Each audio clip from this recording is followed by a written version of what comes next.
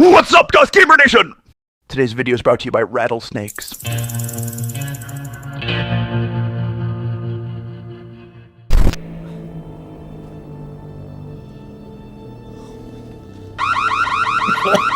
Alert! Temporal anomaly detected. Remind me, what does that one mean? Based on collected data, there has been an anomaly in the flow of time. Is that bad? Oh yeah! Oops, voice modulation is off. What's the data? Pardon? You said there was data that showed an anomaly?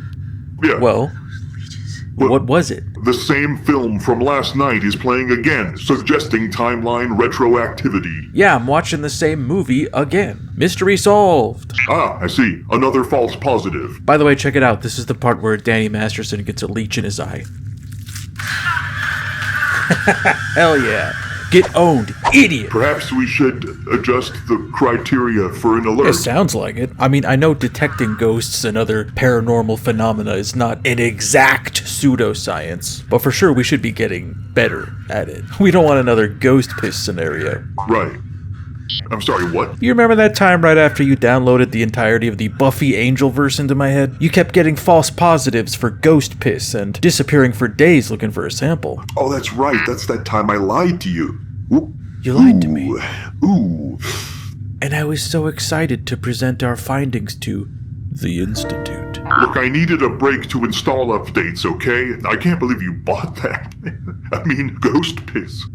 I'm sorry, ectoplasmic urine. You son of a gun. I'd switch your personality core with the toaster if it wasn't always laughing at me. Hang on.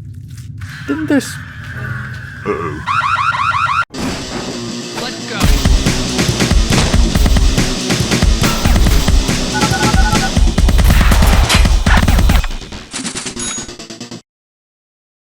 Slitterhead is a third-person sci-fi horror hack-and-slash game, Messiah-like, Geist-like, and freakiest conceivable Friday imaginable simulator. It was developed and published by Bokeh Game Studio for PC, PS4, PS5, and Xboxes in the year 2024. Japanese game developer Keiichiro Toyama got into game development fresh out of art school in the early 90s, landing a gig with Konami and a design credit on the Sega CD release of Snatcher, along with a few more for titles on the then newly released Sony PlayStation, such as a dating sim named Tokimeki Memorial Forever With You, which is about a high school student attempting to win the affection of 12 possible study partners and features a surprisingly complex stats system that affects your reputation amongst your potential harem. This game would solidify Toyama's interest in psychological horror, Lovecraftian undertones, and the dream logic of David Lynch's work, and he would set about refining these ideas and influences and exploring them further in future projects maybe. For some time, Toyama was working on a planned reboot of an arcade sports franchise called Hyper Olympic or Hyper Sports, depending on your spawn point. In the middle of this, a directive was relayed company-wide that games utilizing pixel art no longer reflect the updated Konami mission statement, and henceforth all work on such projects are deemed heretical and to be discarded like so much bodily leavings. The new direction: enter the third dimension. The way Toyama tells it, he was left at a crossroads where he could double down on Hyper Olympic and work to translate the game to 3D, or he could take point on a new charge from on high: make a Resident Evil. This was the full extent of the project's instructions, maybe worded more bluntly, but Konami saw the growing success of the survival horror franchise and wanted one of those. Konami said, "Give me that." Excited by the idea of such a blank slate project, Toyama agreed to act as director on what would become Silent Hill. Even though Silent Hill was a success and created a strategic and profitable IP for Konami, a landmark in survival horror game design, and further cementing the legitimacy of video games as a collaborative art form or whatever the fuck, yet Toyama had taken the job of director immediately after his training in the industry had ended, so he felt intimidated by his newfound status. People were, making direct eye contact with him, letting him sleep under the big desk. He wasn't ready for all that. To remedy this, he left Konami for Sony in an effort to force himself back to the bottom of the ladder and more organically build up confidence as a game developer. You need a little more practice. Unfortunately, when he hit the bottom, there was a spring plate of sorts that launched him right back into the director's chair for 2003's Siren, which would further typecast him as a horror guy, as well as showcase his ability to dream up novel game mechanics that he'd continue to revisit even into Slitterhead. The protagonists of Siren can use a power called sight jacking. Now before you say, hang on, I have this power too, this allows you to see through the eyes of your enemies to better avoid them or to reveal hidden objects or paths. Siren, a Japan Studios production, would spawn a sequel in 2006 and an episodic reimagining of the first entry, taking into account the mechanics added in the sequel in 2008, both of which Toyama was advised by Sony's marketing to not bother releasing in the US, because the lack of automatic firearms would confuse and disorient us. Perhaps because of this narrowed spread of an already niche genre, the Siren franchise began to see diminishing returns. During production for the second Siren game in 2005, Resident Evil 4 would release and prove to be massively successful, in large part by straying from traditional horror, a direction the franchise had been playing footsie with for a aching amount of time before they decided to surrender to temptation with this release. There is a long history of parallels between the creator of Silent Hill and the creator of Resident Evil, aside from the fact that the former was hired to mimic the success of the latter, of course. Around 2018 to 2019, Toyama noticed an increase in popularity and interest in the Siren franchise overseas, perhaps spurred on by content creators, react streams, and various assorted slop. The scariest game you've never played. The survival horror hidden gem that only I've ever played. Nobody remembers this game, not even you. You don't know anything about games, let me show you one for the first time. This game lets you jack it.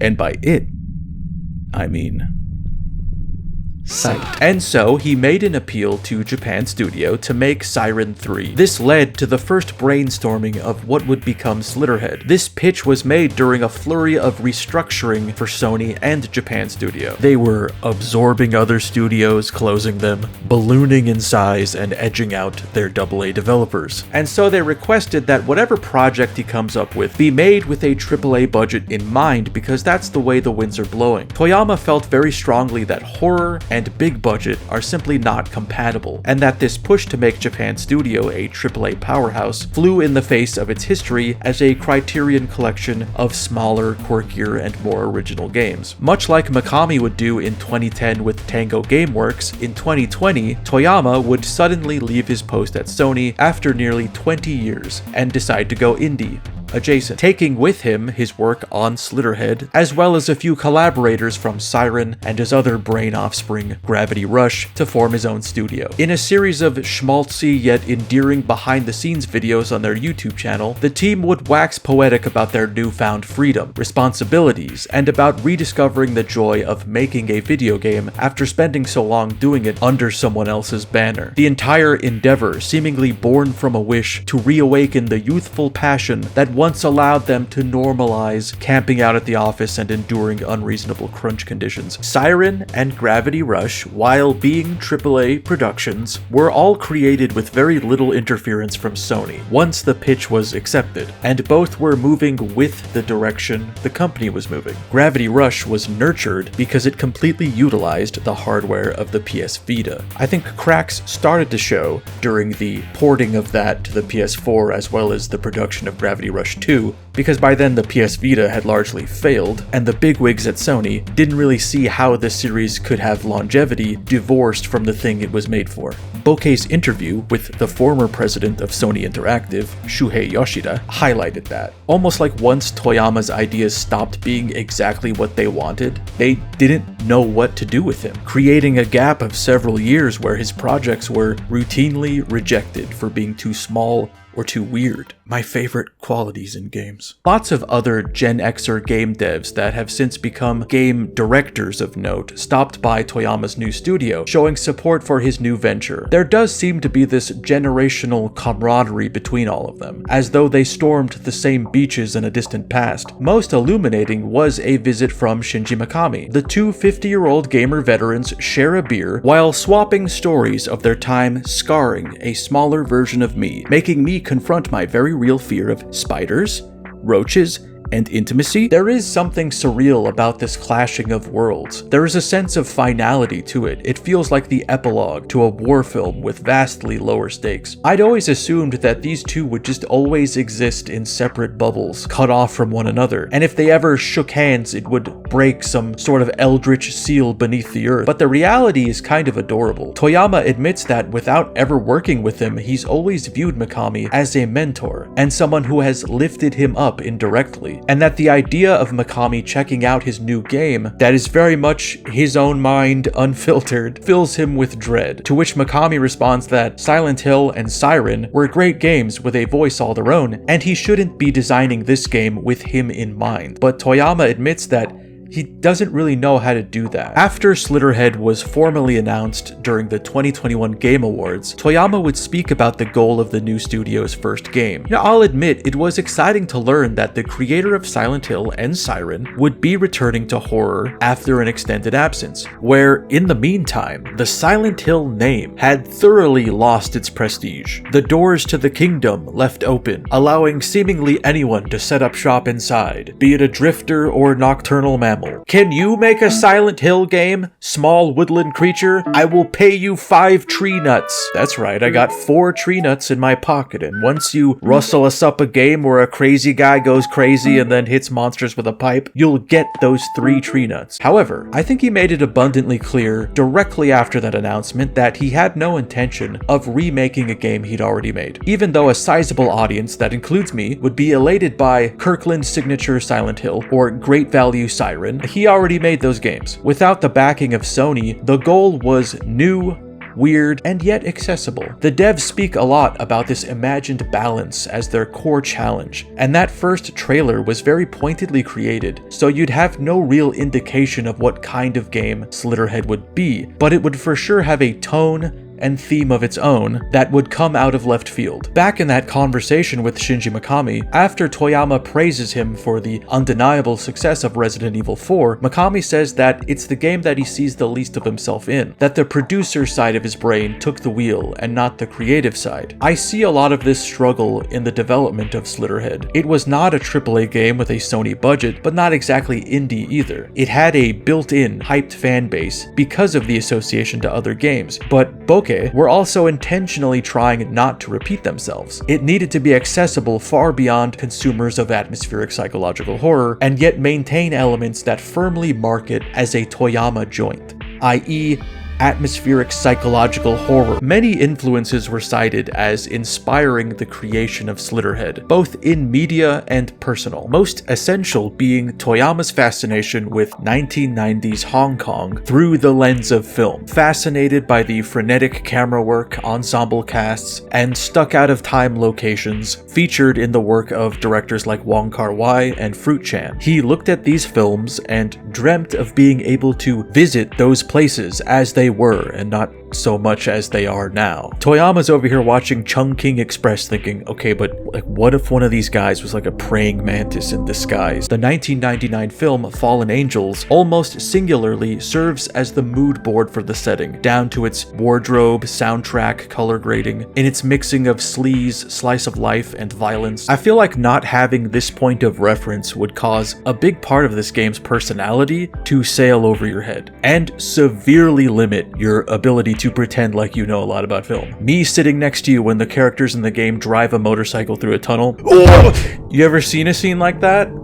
You don't know shit about that, do you? You don't know shit about that. On release, Slitterhead was met with a complete scattershot of opinion that aggregates somewhere in the middle. Publications like Eurogamer would pierce through its rough edges and find a lot to love in its combat, unconventional storytelling, and the way it commits to its bizarre ideas without blinking. Rounding out its coverage with Slitterhead is stylish and thrilling and unusual. How lucky we are that something as singular and unapologetically strange as this exists. Conversely, there were plenty that were less forgiving of its camp and schlock, such as IGN, who would primarily criticize the game for being repetitive, never becoming invested in its plot or characters, or feeling as though its mechanics were properly capitalized on, ultimately scoring it a 5 out of 10, and they conclude their pun-laden coverage with, like a bloody blade worn down by a few too many battles, Slitterhead grows increasingly dull over time, and ultimately just doesn't cut it. This IGN review seemed to particularly irritate Bokeh's social media handler, which very well could have just been Toyama, perhaps because it's one of the larger remaining US game publications, but also because they followed up this negative review with a feature about the bloodbath of mass layoffs within the game industry in 2024, headlined, "The Blockbuster Games Bubble Has Burst," that serves as an appeal for more smaller and creative games to be made outside of the AAA space. This led to Toyama retweeting the article and leaving a melty smiley face, and in a now deleted tweet on the website Twitter, the Bokeh account responded to it by saying, "Hi guys, lovely article. How about starting off by giving us a better rating? Much love, Bokeh." This, in my eyes, incredibly benign and cheeky rebuttal was met the way most things on that website are met, by vitriolic responses from two camps that are equally loathsome. One side, naysaying the studio's criticism of a criticism of their work, that most infallible of publications, the video game review, and another, defending the studio's right to be defensive in a way that starts out reasonable but ends with some mention of an imagined boogeyman like DEI or body type sliders. Whatever the newest hallucination is, this is what I get for covering modern gaming. It makes the depravity of old gaming media seem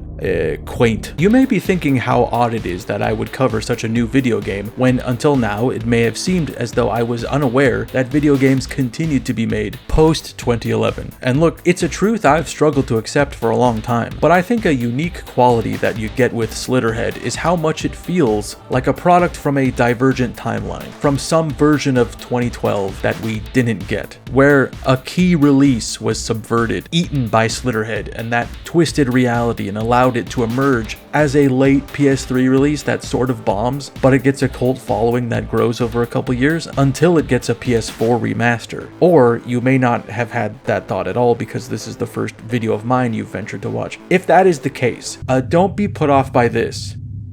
What's that supposed to mean? Slitterhead takes place in the fictional city of Kowloon, a distorted memory of Kowloon based on the way Hong Kong was stylized in films. Bustling street markets lit by neon signs, back alleys with erotic thrillers playing out in secret, and the sounds of planes roaring dangerously close overhead. As Wong Kar-wai has been quoted as quoting, "It's like the city is the real me." Almost like an SNL intro, we get little snapshots of each of the 8 playable characters going about their lives in the noise of the city. Musical guest! A fucking field recording of a haunted house! The concept they wanted to play with was an ensemble of protagonists that wouldn't stand out in a crowd, in Toyama's words, yet held a paradoxical duality that can be explored over time. The player then appears as an ethereal, formless entity that slowly becomes aware of itself and possesses a dog. Walking through an alley, you can overhear a conversation that is our intro to the subject that is the game's namesake. Bodies are being found without brains, and while the police seem to think there is a very active serial killer stalking the streets, some have already concluded that it may be the work of Slitterheads, a modern twist on an existing Chinese cryptid. Established cryptid.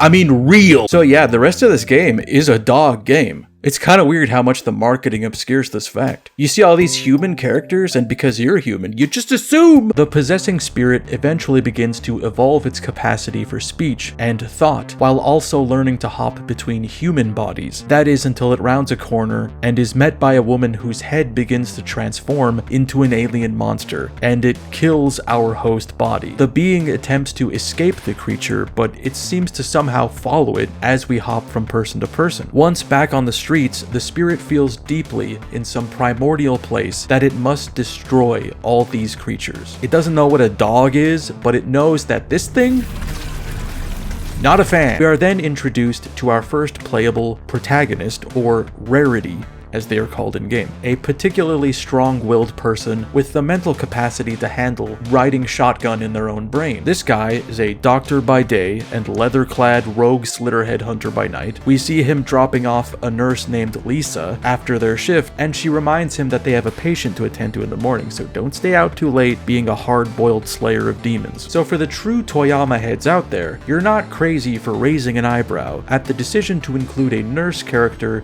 named Lisa in the art book that accompanies the special edition release of the game, Toyama points at the player and says, "That one's for you." Or at least he was hoping that your memory of Silent Hill would subtly kick in and evoke a sense of unease around this character. Though this of course had no effect on me, because really, what could they do to hurt me?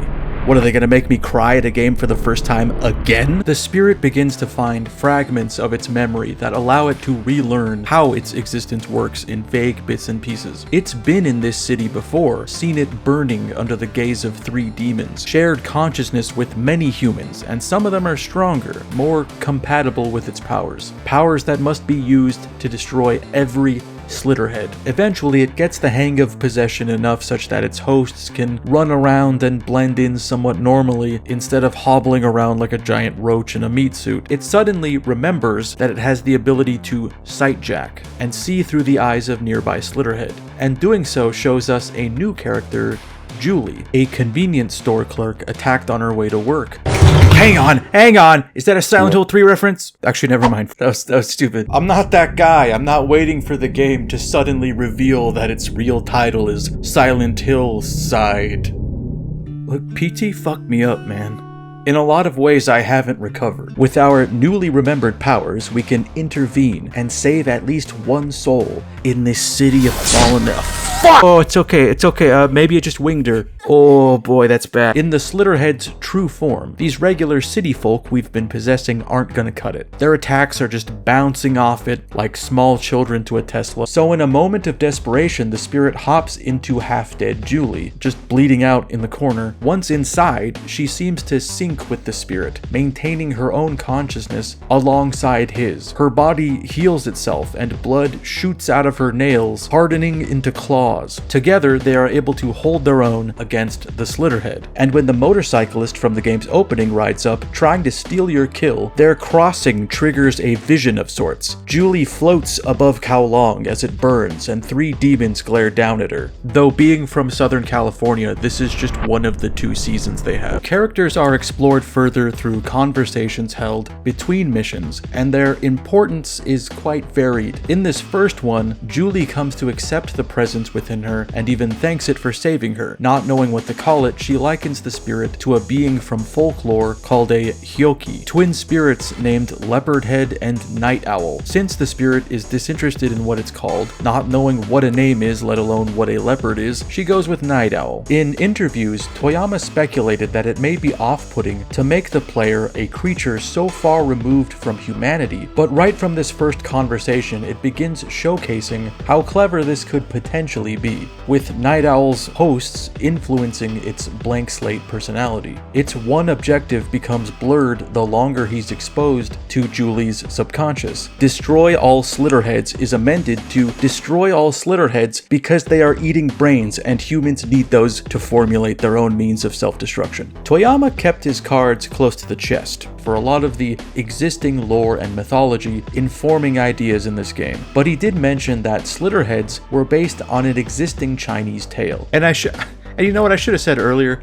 but I'll say now, please forgive how horrendously I pronounce anything of Chinese origin. But he referred to these creatures as Y-Egosa, and I could find very little about that, but luckily he has Julie cite the source for him. Night Owl asks why people are calling these creatures Slitterheads, and she says it's from a book called Strange Tales from a Chinese Studio, which is a real book of Chinese stories that includes a story titled Ye Go, or Wild Dog. Like most of these, it's about a page-and-a-half long and functions like creepypasta from the 1600s. The extent of it is a man hides in a pile of dead bodies to avoid being targeted by a passing army as a bandit, and while he waits there, the bodies begin to stand and express fear that the wild dog is coming, a dog-headed man that sucks the brains out of corpses. The protagonist attempts to play dead for a while, but eventually the dog tries to take a bite out of him, but he manages to hurl a rock in its mouth, severely wounding it and causing it to run off. Afterwards, he picks up some of its broken teeth and shows them to some buddies, and they're all like, whoa, it's fucked up, man. Now, I'm positive there is an elegance and whimsical prose to these in their mother tongue, but in English, a lot of them sound like, man, I used to know this guy who loved eating snakes, and one time I saw that eat a big ass snake, which has its charms for sure. A news report tells us that more and more bodies are being found in the red light district, so the two head back out to the same area to look for more Slitterheads. In the process of killing one, the motorcyclist appears, looking upset that you've stolen another kill from him. Instead of attempting to feign humanity, Night Owl just ejects itself from Julie and leaves her alone to awkwardly run off.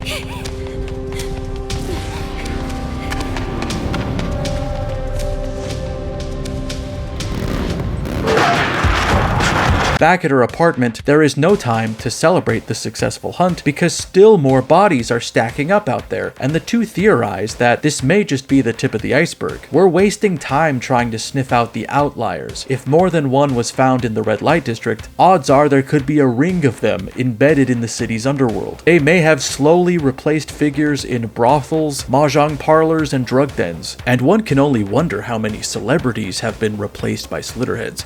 But I can say Kanye with some level of confidence. Even if he isn't, I'm sure he's at least eaten a brain. Maybe his own.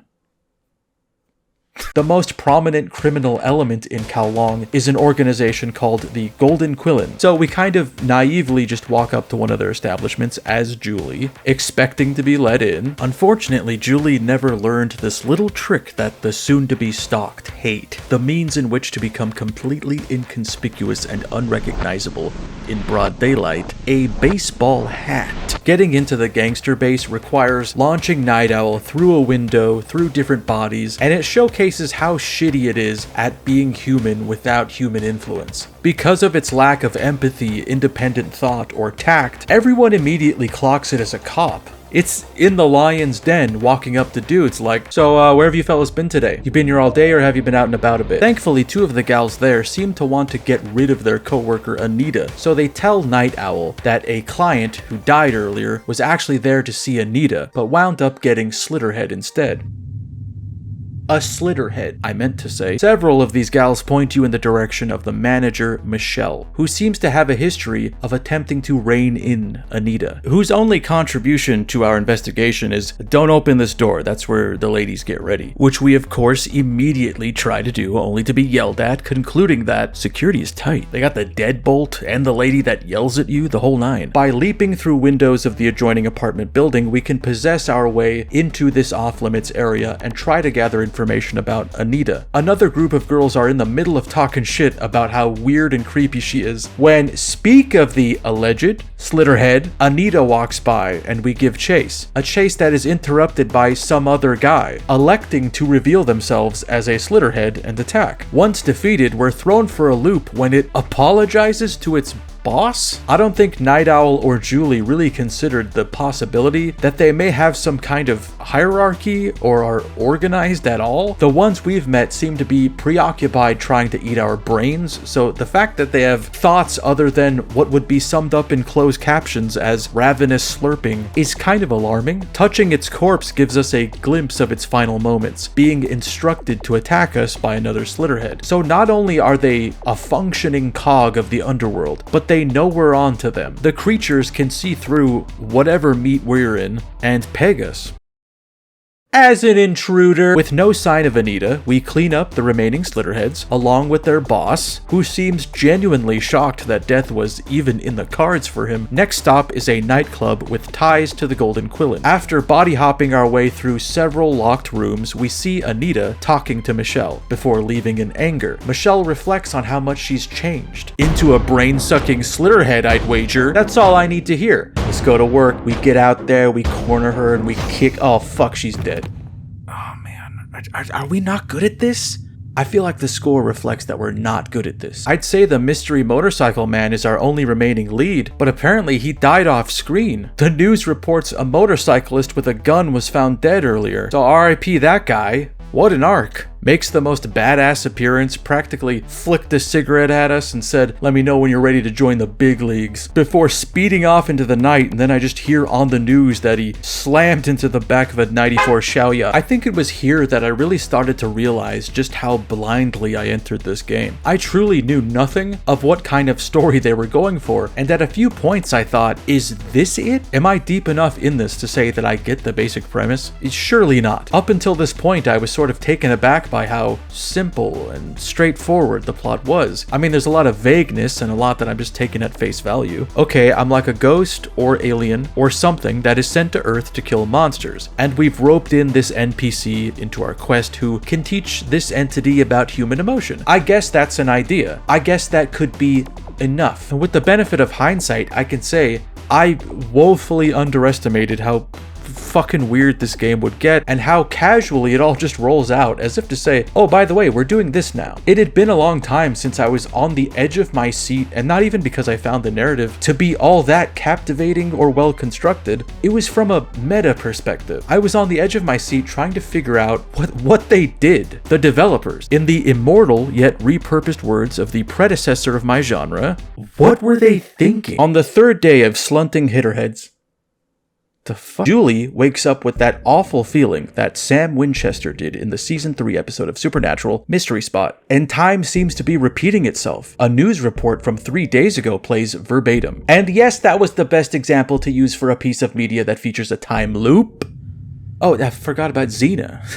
I'm sorry, I'm an idiot. And Night Owl says incuriously, timeline retroactivity. Yep. Seems we've gone back in time, and given that our consciousnesses are tied together, you must have traveled back with me. There is a bit of disbelief before that is replaced with, oh, well, now we can stop Anita from dying and confront that motorcyclist. This might be the thing that the game is about, revisiting a significant world-ending span of 3 days over and over in a Sisyphean effort to achieve the perfect run, tie up every conceivable loose end while having to take more and more variables into account as we shuffle the chess pieces around each time we run it back. It's hard not to see this as a clever workaround to not having the resources in which to keep cranking out levels, let alone the means to stitch them together into a single map. Could you really complain about it being repetitive if it's baked into the plot? Really? What if we acknowledge that with a self-aware nod? Like have someone comment on how repetitive it's getting? I see. You know, there are worse reasons for a game to be like this. There are also a few more long-term plot elements seeded, like these strange gibberish phone calls that Julie keeps getting, and a mysterious old woman that seems to appear in various places of significance to the plot. It's with some relief that they immediately illustrate that we shouldn't expect an exact replay of the past 3 days. Julie shows up to the club at the same time she did last time around, and instead of just waiting for Anita to exit and confronting her, it appears she's already left, creating one of many unpredictable variations in events. Despite traveling back in time to protect Anita, we catch up to her after she's already been mortally wounded and decide to hop into her body, revealing that her role in this story was as a rarity and not a potential Slitterhead. Anita is now brought into the shared consciousness of the Hyoki, adding to the mix a certain annoyed apathy. She's probably my favorite of the rarities, in part because she has probably the coolest fighting style, and like a few others is a type of person not often depicted in video games. Some other creator could be compelled to place this cold-hearted but sexualized character into the mix for hollow reasons, as a comic relief tsundere to make the others blush. But as they set out to write, Anita is just a person with strengths, flaws, dreams, traumas, a thread in the tapestry of Kowloon. Does Slitterhead have the means in which to portray this artfully? Not really, but I get what they were going for, which means something. Next thing to fix on the timeline is catching up to that motorcyclist before he hits a potted plant and explodes. Motherfucker!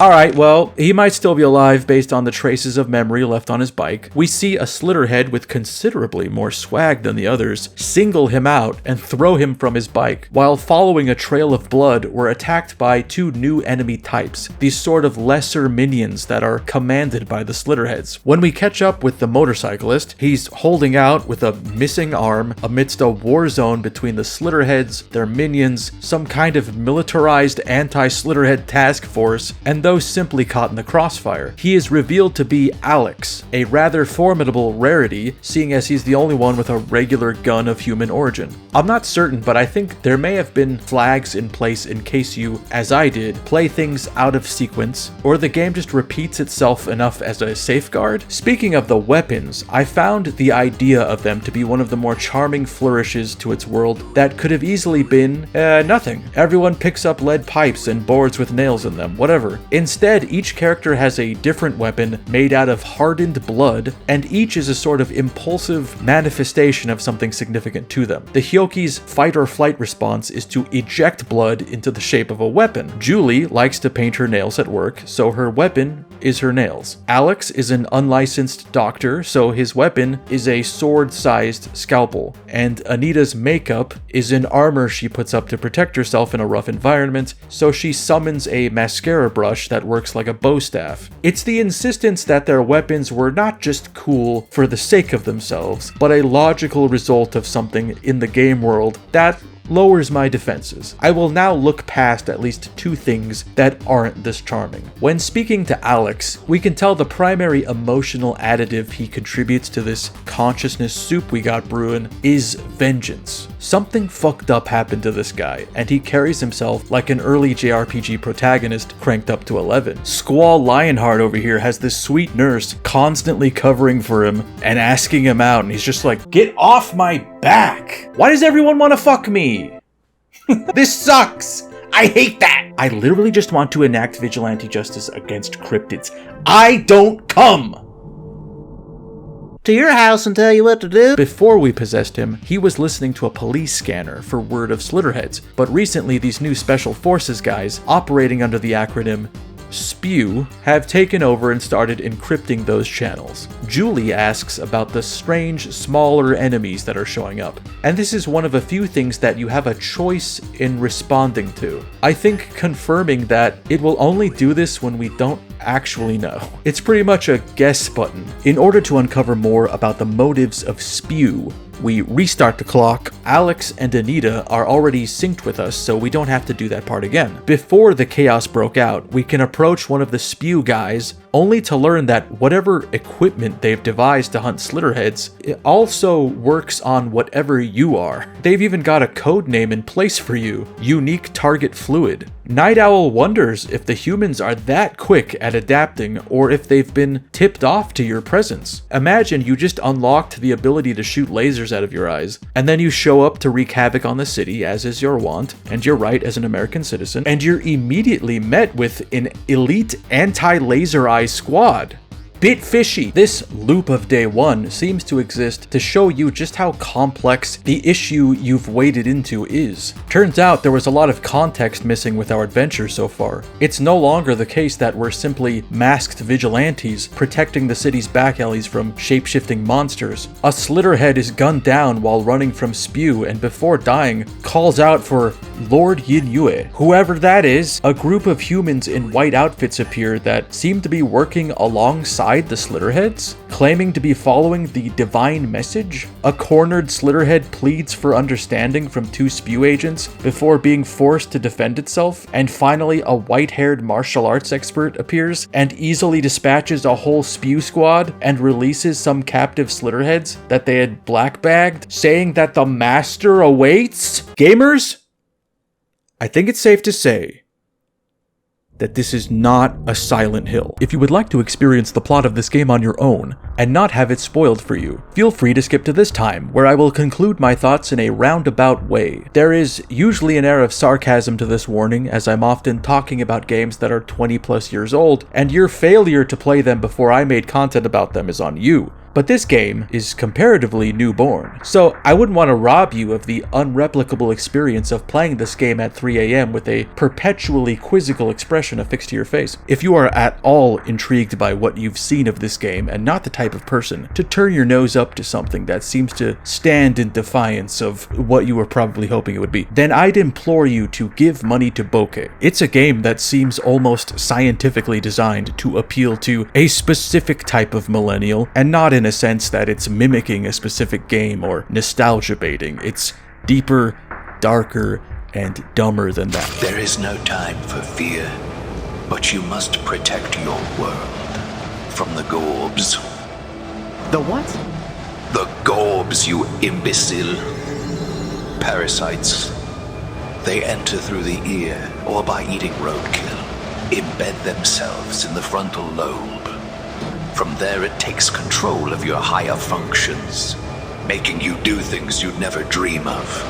Swimming in piss water, for instance, or holding office in the United States Cabinet. As has long been established by gaming's more vocal sect, video games are apolitical. So seeing this story take a turn where the beings we've vowed to exterminate are now shown to have compassion, personality, dreams, and desires in which to be stamped out by jackbooted thugs, torn from homes, tasered, and thrown in the back of vans, one must recognize this as a smokescreen, a spasm of empathy to be shoved deep down where it cannot hurt you. In truth, after playing this game through twice, I couldn't really tell you if bokeh meant something specific by treating these differently headed individuals as an oppressed, marginalized group, other than instilling doubt in your mission. And not just because I feel like I'm repeating a slur every time I say Slitterhead. I guarantee you, if we eventually assimilated the Slitterheads, I'm quite positive they wouldn't want to be known by that. I don't feel like I'm on the right side of history when I say Slitterhead. To reassure Julie that they are still the good guys, Night Owl tells her that the only reason a Slitterhead would ever behave like a human is because it's being influenced by the brains it eats. She's confusing an echo of the person that's been eaten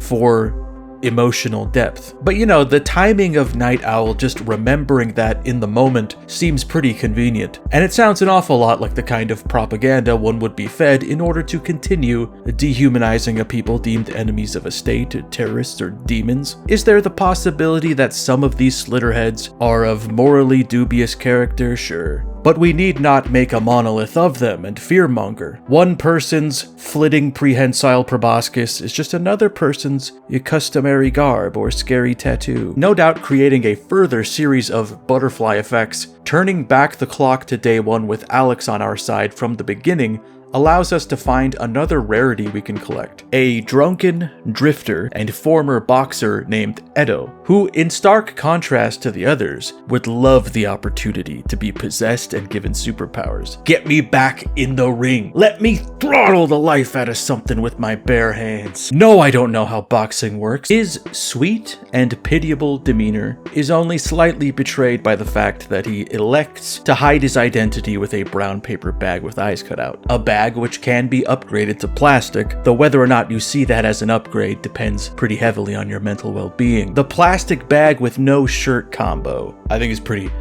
peak character design. Continuing the theme of our protagonist being a product of his environment, a divide between rarities begins to fester. Julie, out of empathy and perhaps naivety, pushes Night Owl to investigate further this community of neutral Slitterheads and make absolutely certain that there isn't a hope to coexist with them. And conversely, Alex sees this as a means in which to kill several Slitterheads at once, recognizing the white outfits as belonging to a burgeoning religious cult called Echoes of Love. But right now he's more distracted by a rumor Lisa relays to him about a local family that is striking fear in the slums. Some say they've been seen with red on them. When talking to either, Night Owl sort of slips up, exhibiting the coldness of Alex or the compassion of Julie to the other. Appeasing Julie by investigating Echoes of Love further, we are shown a cutscene of the white-haired man, now confirmed to be Yun Yue, thanks to the subtitles, speaking to this mysterious master who appears to be bedridden. They mention that the spirit has been captured. Off-screen, a plan was put into motion. We turned ourselves into the cult in order to infiltrate their compound, taken to a dank prison basement alongside some curious reporters and other randoms, a detail that you'd think would be alarming enough to not trust a cult.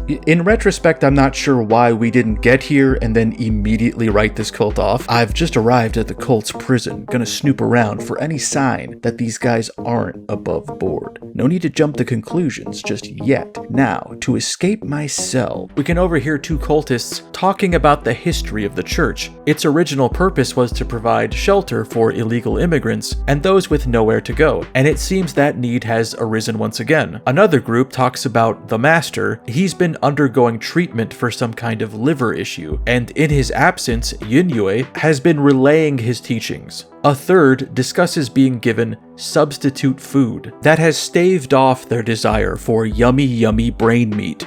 Do they really not see me? I promise I'm not this kind of guy, but what is the obstruction that makes me hidden here? I'm just crouched next to them with my ear pointed up and the most fucked up aura, an aura that a Slitterhead wearing glasses calls out by name, pointing at us. I was just making a goof. I don't even believe in that or nothing. I just heard it once when I read Stephen King's Insomnia. It feels deslittenizing to say Slitterhead in glasses, but amusingly, when he shows his true form, he's still got a little pair of glasses on, which does add an air of academia to his vile, disgusting frog skull face. Before we can kill him, he gives up the fight and runs off to the church where Yin Yue appears. According to them, the Slitterheads here just want to lead a quiet life. They aren't like the ones outside that hunt people. Even from his final hideous demon form, the Slitterhead reverts back to a human shape and says his name is Tommy, and that my heart is still human. It's just, easily discarded as my true form slithers and expands out of the Tommy shell, which in turn limply hangs from the back of my carapace like a makeshift tail. So,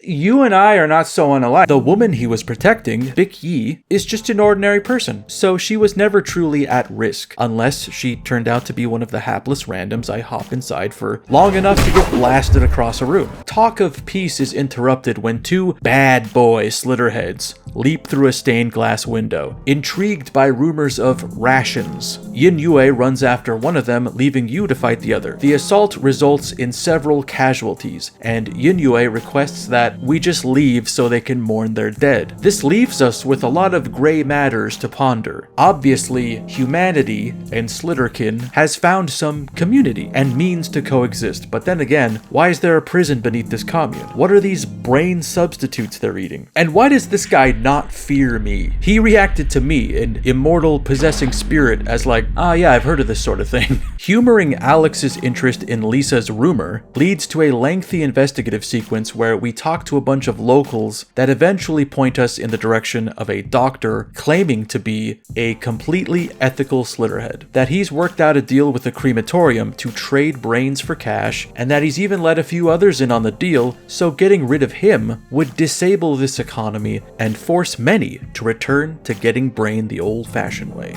in a committed relationship with the person you love. Since Slitterheads, for some reason, seem to be able to clock Night Owl as the possessing spirit no matter which form he takes, this was a seemingly genuine attempt at coming to some kind of agreement with the force that is wiping them out, pointing out the greater good of his role in the community, which may as well have been a series of foghorns and seagull squawks to Alex, as if to hammer home that we're approaching some kind of moral pitfall. While you're pummeling the Slitterhead, he's admitting that he can't beat you, and just asking why you're doing this if he's not hurting anyone. Touching his body shows us a memory of the doctor delivering a brain to a family with a nervous-looking young girl in the background. And before we head over to that family, Night Owl pathetically attempts to express hesitation that is quickly corrected by Alex. Showing up at the family's apartment reveals that the daughter, Lily, is a Slitterhead, and we give chase. And they really start laying on the guilt, like, this so effectively doesn't feel right, such that surely they must be telling me something. Lily doesn't even seem to be all that cognizant of what she is, continuing to yell for help to passers-by, even with her crazy insectoid head revealed. A more introspective gamer may begin to self-reflect and wonder, truly, who is the real monster here? Me, with a head type to be that of normal, or they with quivering seahorse eyeball nightmare head? A fear that Night Owl shares with Alex, but he rationalizes as the extermination of a monster that ate the person you think it is. That wasn't Lily. That was a monster that ate Lily and then started calling itself Lily. It's like when you have a friend that starts getting really into electro swing. Like, is that even you, Mark? Is there any part of my friend left in there? It's becoming clear that Alex's influence over Night Owl is beginning to alienate both Julie and Anita, a character whose arc has been on the back burner since we learned about the Slitterhead presence embedded in the Golden Quillen. I guess a lot of other shit came about that took precedence, but all this time, Anita has been worried that her boss, Michelle, may be a Slitterhead. So we replay day 2, the day we took out the mob boss, only this time, before we even set foot in the brothel, a massacre has taken place, piles of bodies being picked clean by those strange symbiotic creatures that look like I look like... Gamers, don't make me say it. This isn't that type of show, okay? I think we're all adult enough to know, but they look like, and this is not to go blue or anything, but they look like, large, misshapen, bipedal, jawless fish, such as the lamprey, belonging to the class Petromyzontida, which uses suction to attach itself to river stones in order to consume the algae that is collected on them. So it looks like that with a retractable hood. Slitterheads eventually show up the closer you get to the boss's room, but curiously, they were fully expecting you to show up. Even with our curious ability to manipulate time, they still had time to organize a trap. Michelle also sees through Anita and recognizes the spirit, revealing herself to be, if not a Slitterhead, very much in league with them, sicking the boss you already killed on you again as she runs off. A tactic that just about every villain in this game employs at least once. Minions? Come to me! Come to me, my minion! I like how Anita sort of inadvertently criticizes the self-imposed restrictions of the plot by being completely unimpressed with the fact that Night Owl can only time travel to 3 different days. Like, only 3, huh? Wow. Oh no, that's for sure the biggest window of time travel I've ever seen. Little buddy? Little friend? My friend? Please? My friend.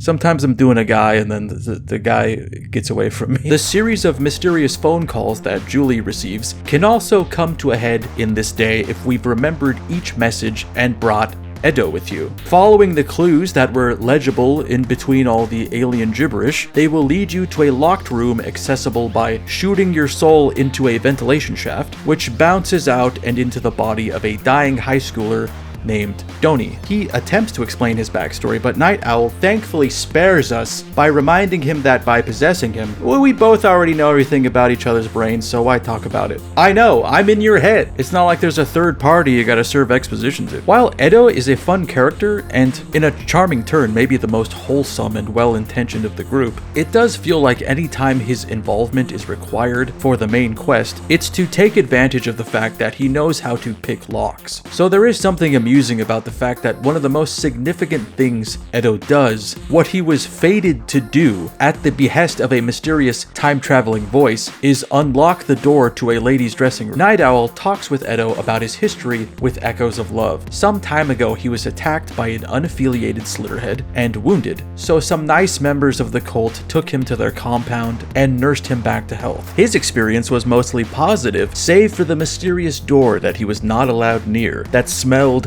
really bad. Creepy in retrospect, but in the moment you just assumed they were playing magic in there. Intrigued by this story, Night Owl, in the body of Edo, heads back to the compound to investigate this door. So instead of meeting Yin Yue in the church for the first time, we meet him at this door for the first time. So when the Slitterheads bust in, we again split up, but this time there are more intruders and more casualties, leaving Night Owl to confront the tragic reality that every time he attempts to adjust the timeline, things only seem to get worse. We also see an intriguing cutscene of Tommy helping out Big Yi and commenting that she's wearing his gift, a clover earring. You know, if these two can make it work, I think there's hope for all of us yet. But also, and I don't say this lightly, if this scene does not have some kind of cruel payoff, I will scream. I would never push back on cries of repetitive, filler even. If you ever hear me doing that, then I've completely abandoned my principles and should be mocked and shunned.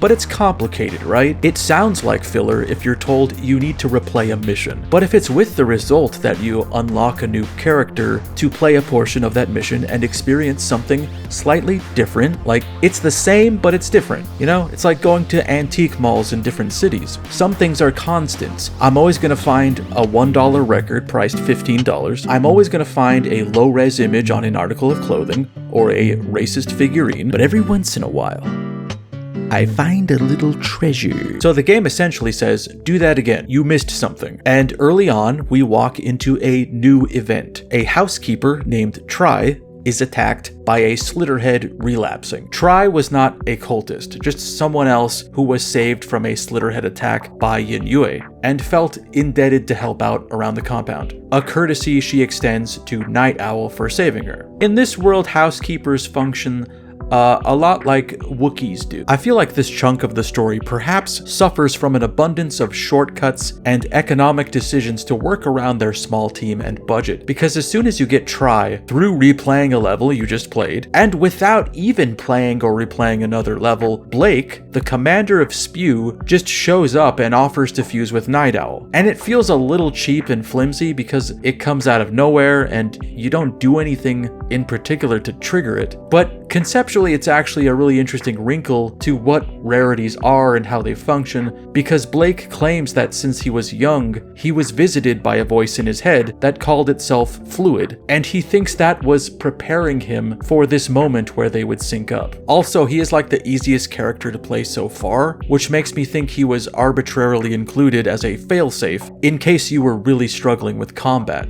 Blake's appearance, being the ringer of the group, really highlights how unconventional our cast is shaping up to be, and this spotlighting of average city folk was important to Toyama's idea. One could argue that a leather-clad, shotgun-wielding Slitterhead hunter is an overpowered or heightened character, but keep in mind he was dismembered and as good as dead when we got there, so the jury's out on whether or not he was actually any good at this. None of them were chosen thoughtlessly, especially a character like Try, a Muslim woman in a jabab, who fights with blood mittens. He'd never seen a character in a game like this, and certainly I'd struggle to think of a time I saw one that wasn't just like a nameless, frightened NPC cowering in the corner of a Call of Duty game. Returning to day 3, the day of the chaos, this time we're able to methodically defeat the majority of the Slitterheads in the midst of the war zone, playing out between them and Spew. Throwing us for a loop, however, the white-suited Slitterhead that knocked Alex off his bike shows up and appears to remember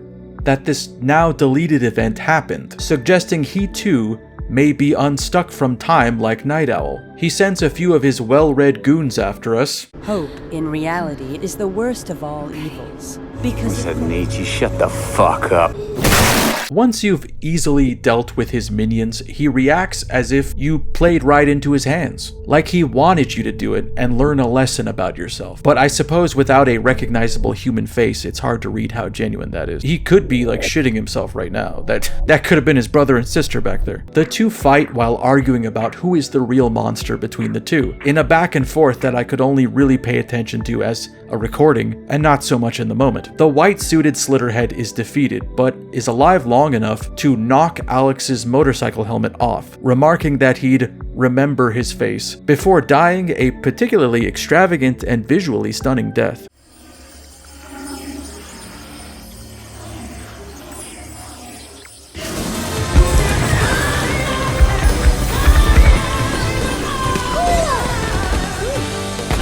Afterwards, Night Owl and Alex have an awkward exchange, not really sure what the fuck just happened, but they try to brush it off like, yeah, well, anyways, we showed him, right?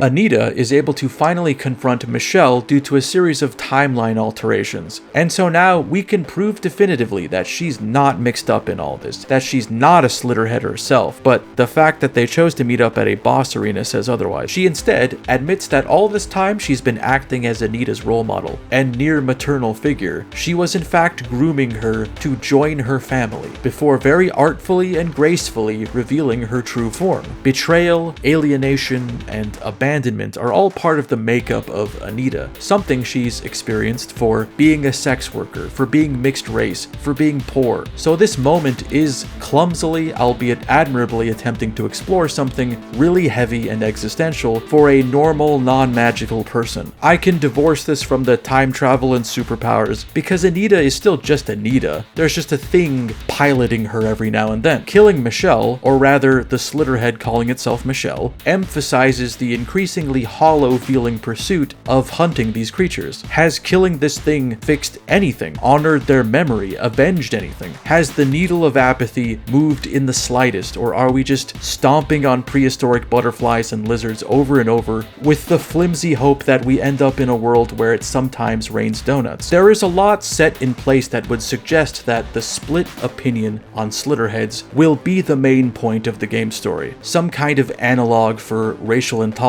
tolerance, immigration, or transhumanism. If a monster eats a person's brain and then is functionally that person, but every once in a while they too need to eat a brain, how do we reckon with that? Can we rehabilitate them and carry on as though we didn't lose them? Well, to my surprise, the game arrives at a conclusion for this thought and then continues on for a good while after that, making it seem like this was not the point and more like a thing that happens so perilously close to a point that it's confusing. Returning to the Echoes of Love compound on day 3 with Try, we make one last push for the restricted area, but first we're treated to an ominous cutscene of Yinyue talking to the master about how their ration supplies are low. Thankfully, they've successfully gathered more ingredients. Just then, Big Yi knocks on the door and we cut away. The game mercifully cuts to the chase by bypassing the stealth sequence to get there again. I don't know if there was meant to be some kind of subtext in choosing the two obviously least stealthy characters to take point on these stealth levels. It's hard enough masking the sound of footsteps on, tile or linoleum, unless you're in socks, but the chanclas and paper bag combo is really working against you here.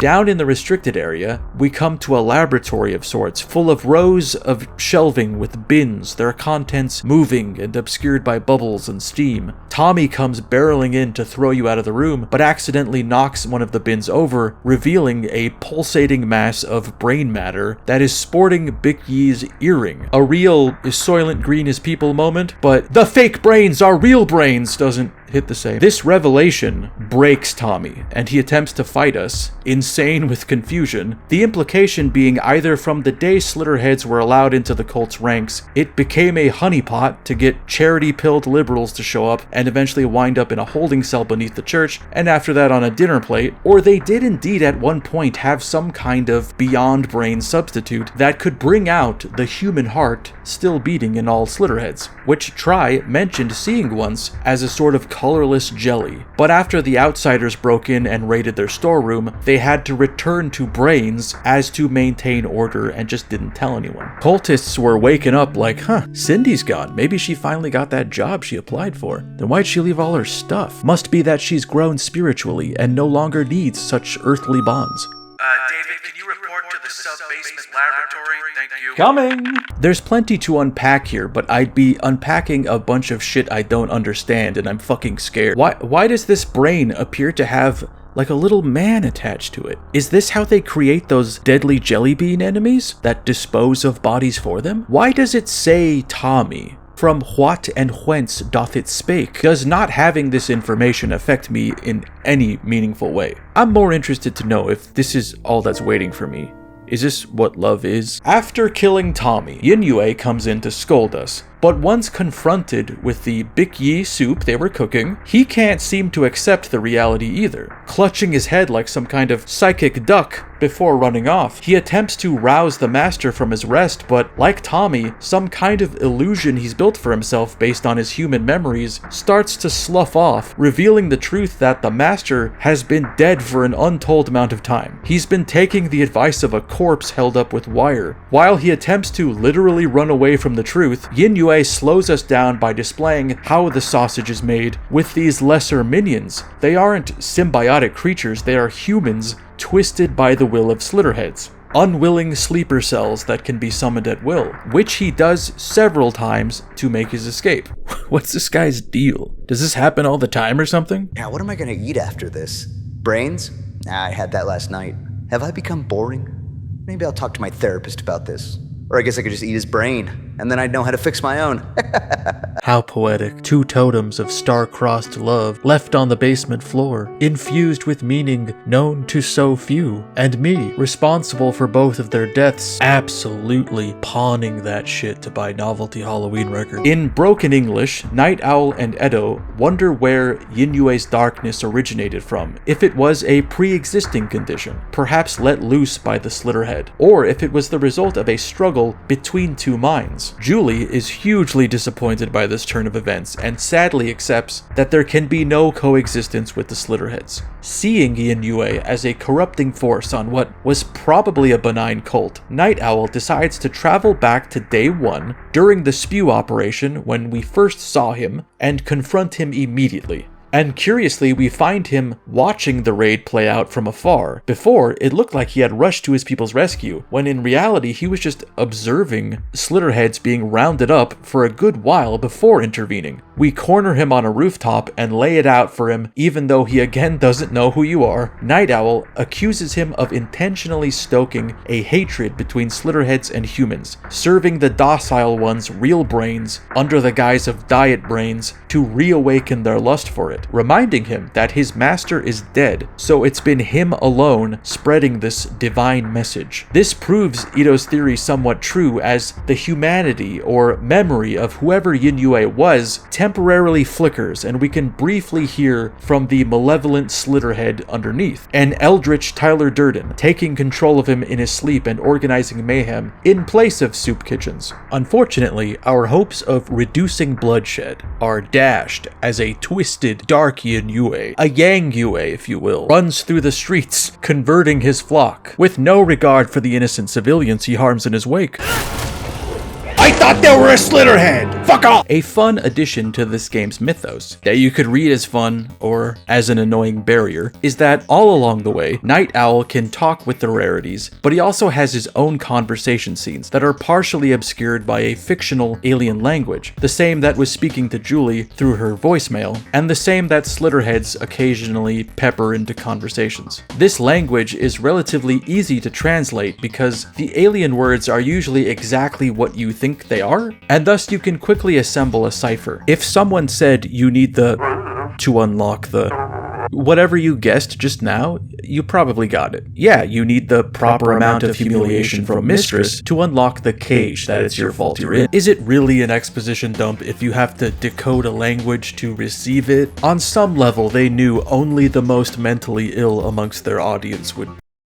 Wait a minute. Once it got to the point where I was recognizing whole words without referencing notes, it felt a little strange. Mostly because there was some shame knowing I found the time to invest the effort in this instead of Duolingo. You know how many times I've let that bird die? But for sure I found the time to pause the game and consult the sacred texts, all to determine that this Slitterhead I was killing was using the exotic tongue of his people to say, "Ow, stop it, fuck, stop killing me, I hate you for killing me." The thing about Night Owl's memories are that were one to compile them in the correct sequence, it pretty much equates to a straight-faced, beat-by-beat retelling of how this unstable web of causality originated, and I think the garbled language idea was an attempt to throw a sheet over some of the more inelegant sci-fi machinery that makes this idea work. There are parts of this that are just nerdy, and not viable to be expressed with motorcycle crashes and miniguns made out of blood. Of course there had to be a post-apocalyptic world of dwindling resources and dwindling humanity, and a savior figure that emerges with plans for a device that would fix everything by essentially switching servers to another timeline that hadn't yet received the patch that killed us all. And yes, the construction of this device was aided by a guy that looks an awful lot like the savior guy, but you know, when the fate of humanity hangs in the balance, let's not get caught up on life's little mysteries. So when this device of course fucks up because someone drops nachos on the control panel, we can really take a beat to examine. Okay, so I met a guy who looked like me and said he could fix the world with a time machine. He then accidentally sat on the power button and disappeared, leaving me to figure out this complicated gizmo and go back in time to stop the event that necessitated the building of the device that I told myself to make after the device didn't work. So if I just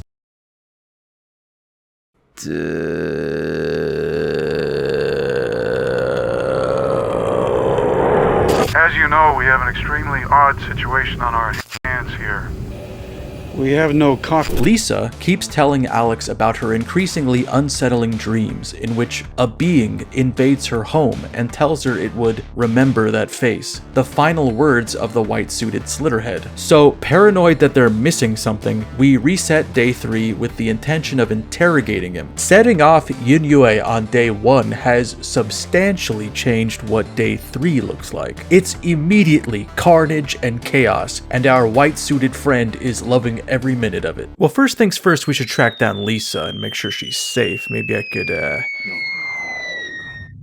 We once again defeat this guy, and again, he uses his final moments to mock us as though he were trained incorrectly as a joke. Before we can process what that means, Alex is impaled from behind by Lisa, revealed to have been a Slitterhead for maybe the whole time. Maybe a day, maybe 5 minutes, who's to say? Alex is obviously distraught that the only person in his life is gone, the only person that somehow stood by him, despite every scene of them together being him chain-smoking while muttering to himself, "Oh, gotta exterminate them all," and then ending by telling her to go home. Most concerningly, we can better see how much Night Owl is being influenced by his emotions, or rather, increasing lack thereof. It almost sounds like this formless being is taking orders from him now. Alex demands to be taken back in time beyond the bounds of the 3 days, to as far as Night Owl can go, so that they can protect Lisa. In a darkly comedic turn, even making it to the game's opening cutscene, Lisa is still a Slitterhead and simply reveals herself earlier, anticipating this tactic and clearly able to make on-the-fly changes to the timeline quicker than us, because after it is seemingly defeated, members of Alex's family start showing up as Slitterheads, suggesting that either the white-suited guy is making Alex see them, or more grimly, that it went back in time to various points and ate the brains of his family members, allowing it to mimic them for its cruel amusement, creating within a young Alex his hateful thirst for vengeance and closing tight one of many loops playing out. Each one of these figures in their Slitterhead form is the same octopus creature within the white-suited one, so he is literally killing the same guy over and over in different skins that he's collected. With every death, it turns into a glittering light and pops up elsewhere, unlike the others that seem to die quite definitively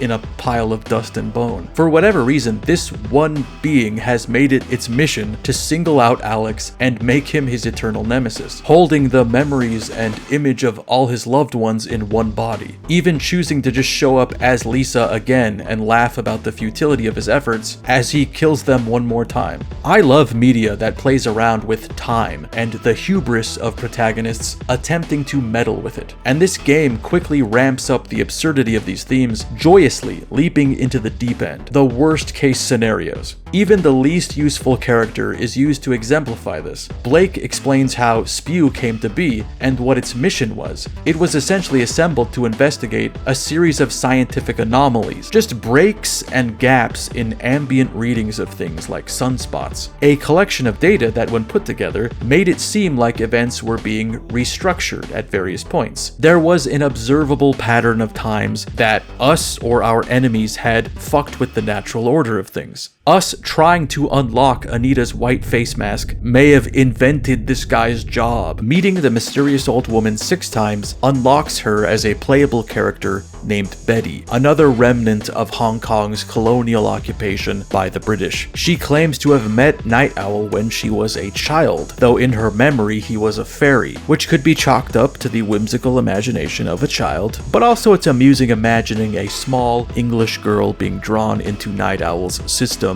of weaponizing blood to fight brain-eating demons. Like, what would her weapon even be? I'll kill you with my teacup. There was a long-held theosophical belief among those with worms in their brain that fairies were simply fallen angels, or rather, angels stuck on Earth when the gates of heaven and hell closed. Fallen angels, the film, fairies, supernatural. Do you think you could write something this long? Fight the fairies! You fight those fairies! You know what this game is missing? It's the hard cut to the beginning of the loop with a needle drop. So every time, let's say Betty gets grabbed by the head and hurled like a shot putter, it hard cuts to Julie jolting out of bed.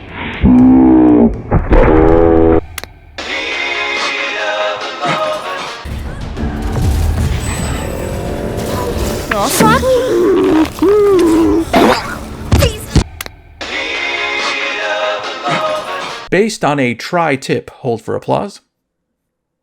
Gotta start reading the Night Owl wants to get the drop on Yin-Yue now that they've fucked up the timeline and made him go psycho crazy. In this new loop, he left Echoes of Love to fend for themselves during the assault from hungry Slitterheads. Other changes include the fact that Tommy and Big Yi are still alive, but confused by your presence, having residual memories of meeting, but not being able to make sense of why. This could explain why Slitterheads recognize your aura, seeing you as an aberration in reality, like a traced over drawing of a photo. Thankfully, it seems like they don't recognize you as a threat, but unthankfully, with Yin-Yue gone, the de facto leaders among them have organized to address the Master and ask for guidance, and are instead met with the awful truth that they've been lied to and misled this whole time. Yin-Yue then killed the witnesses to bury this truth before returning to feeding his followers real brains. His constant cycling between human and Slitterhead personality makes it seem like he's constantly gaslighting you. You walk in on him force-feeding a guy brains and he's like, eating brain? I don't know where you're coming from with these bizarre allegations. We've never even met. You don't know me. Yeah, keep eating the brains. I think you ought to be leaving now. The fate of Tommy and Big Yi is sadly just not destined to work out, because while attempting to protect her, Tommy seems to lose his grip on his humanity, and as we are in the process of killing him, his primitive self-preservation instinct kicks in, and the mechanics of this are kind of blurry, but I believe he mimics or assimilates Big Yi, turning her into a Slitterhead, and mixing their thoughts and memories into one body. This makes the Tommy Big Yi homunculus confused and incoherent as we fight it, rambling a salad of thoughts and half-remembered feelings as we are just bludgeoning it to death. With this creature's death, looking upon the chaos inside of Echoes of Love, Slitterhead killing human, human killing Slitterhead, Night Owl apathetically relents that it's once again created the worst possible outcome, and this whole exercise has been pointless. Meanwhile, Alex has just been stewing in his own hatred, but he's suddenly compelled to start killing some Slitterheads, but just blind firing into wherever he can find them. Returning to day 2, when we found the doctor and the family he was protecting, and even more so, Night Owl is rapidly losing control of Alex, attempting to leap out of his body but finding himself almost stuck. He can only sit and watch as Alex again hunts down Lily, but also brutally kills her human parents in front of her. As Lily dies, and even this already morally ambiguous act was only made worse by more meddling, Night Owl's autonomy starts fading,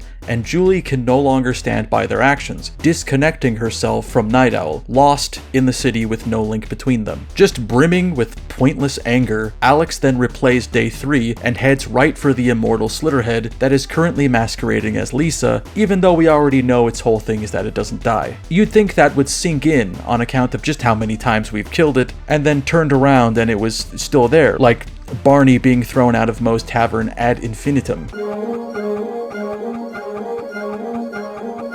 But the fucked up thing is he is becoming progressively more okay with this arrangement, willing to carry out the eternal burden of killing the same collection of monsters over and over until it becomes a fugue state of death and rebirth. He replays the hunt for Lily, but he's just mashing skip cutscene and speed running the day. Show up at the clinic, yada yada, kill the doctor, run to apartment building, take elevator, shoot that. What? Julie shows up to protect Lily and her family, clearly still somehow able to manipulate time and use her spirit powers. A reveal slightly undercut by the fact that her health bar is labeled Julie Leopardhead, but let's try not to look at that for a little bit, huh? I think there is also the implication that she's been meddling with things specifically to block Alex from this chase, probably tipping off all the other Slitterheads that were using the doctor's services to an evil spirit coming to hurt them. Makes you wonder about all the times you met a Slitterhead only for them to say, so you're the spirit I've been hearing about. After a relentless slog of Slitterheads thrown at Alex, all calling him the real monster and imploring him to let them live in peace, he catches up to Julie, who robs him of his anemic hit of vengeance pleasure by quickly and suddenly killing Lily herself. In a logistically fascinating cutscene, Julie attempts to escape Alex with both taking advantage of their ability to leap from body to body, but Alex is fighting a lot dirtier, creating many casualties just to slow her down. Night Owl is able to surface and rein in Alex long enough to let her go before he kills her, but right after this goes off the deep end, is whipped into lockstep with Alex, who off-screen kills every one of the rarities except Julie. Anita, Donnie, Edo, Tri, Blake, and Betty are all dead, and revealed in the same manner, not unlike when a roommate explains why he ate all your cookies. Oh, I don't know, I thought you said you're on a diet.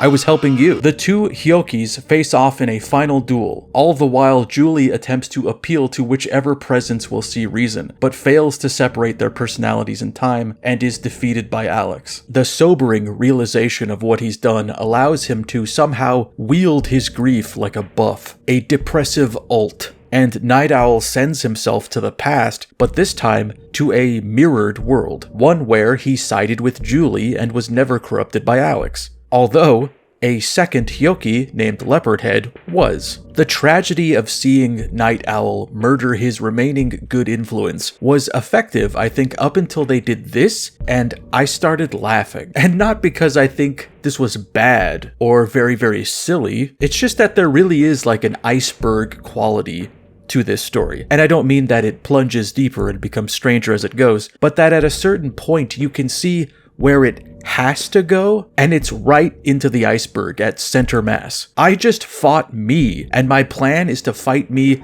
again in a mirror world? It's just, Donnie Darko caught on quicker than this. We can take a moment to wrap up the monster we made out of Yin Yue, who quickly reveals his true form and summons his army of Slitterhead cultists. In probably the longest fight in the game, we jump around to different phases until he pulls us into an illusory world built on his own subconscious, wherein we can learn that Yin Yue was a homeless pickpocket before he was saved by the Master, an alcoholic who imparted his strange occult beliefs to him, but was also abusive to him in some regard. Whether that was emotionally, physically, sexually is left to your imagination. But what is oddly intimated here is that at his core, Yin Yue was a strong person with good intentions whose goodness shone through even after a monster made a carbon copy of his brain, and it's kind of on us for being the thing that broke him. Even though re-looping days has become completely unpredictable, Julie and Night Owl attempt to catch up to Alex as he is hunting Lisa, who gets there first and is predictably not interested in...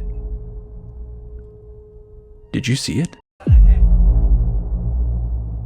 Wonder why they bothered to model that. Always 10 steps ahead of us, she's just like, I see you've come from a divergent timeline. All the same, you're not the version of you that I have a beef with. While distracted by the army of Slitterhead goons she throws at us, Alex has successfully failed at killing Lisa once again, and is clearly just as full of all-consuming hate as the other timeline. In a turn that is surely not filler, we play the standoff between Alex and Julie again, this time controlling the latter. Alex refers to the Slitterheads as locusts that traverse time and kill, and at the very least by repeating these 3 days, he has sort of trapped them in a time jar, if you will, an arrangement that he finds agreeable. The only change that occurs on this day is that neither host is killed, and the duel ends in a stalemate. I don't think it will come as a surprise to you that not absolutely every thread of the story has a clear definitive conclusion by the end. So there are certain things I'm simply theorizing the purpose of, and so I am interpreting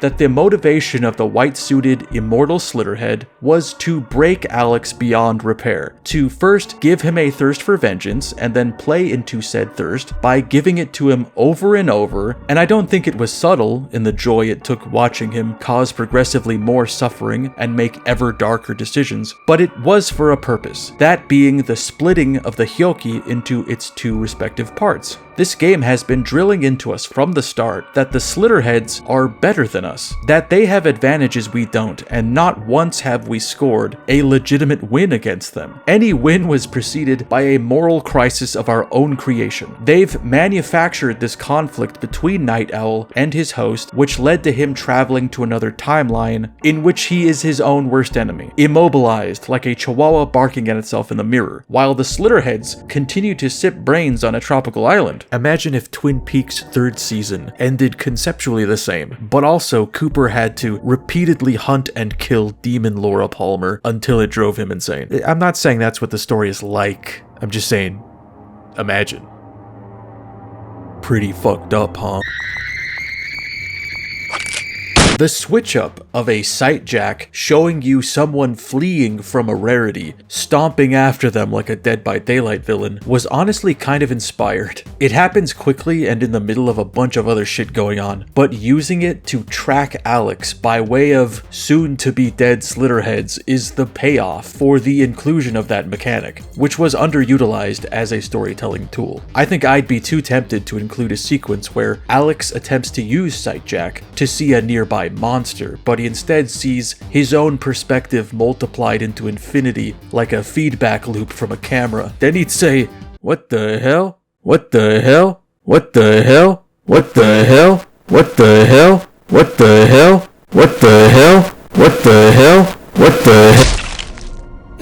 After the fight between Julie and Alex, Night Owl accepts that he is also Leopardhead, and that this isn't the first time he's attempted to unbreak the world. That vision of a hellish future in the game's opening was not a possibility, it was a thing that very much happened, and the three demons that oversee the destruction we've probably come across already: Yinue, Lisa, and Michelle. In a clever choice, we can return to nearly every one of those moments where we're given a choice as to what to respond with, and now new correct choices have appeared that answer many of the game's bigger mysteries. When Julie asks what Night Owl is, he can correctly remember that he is a time traveler, that he was at one point a person, and in an act of desperation, several humans used a device to throw their consciousness into the past in order to possess human bodies and work together to prevent the apocalypse. But in a Cronenbergian twist, instead of attaching to humans, the last minds of humanity attached to primitive organisms, compelled to seek out a cycle of consuming and transforming. He was the last human who returned to the past somewhat successfully in order to clean up the mess of the Slitterheads. And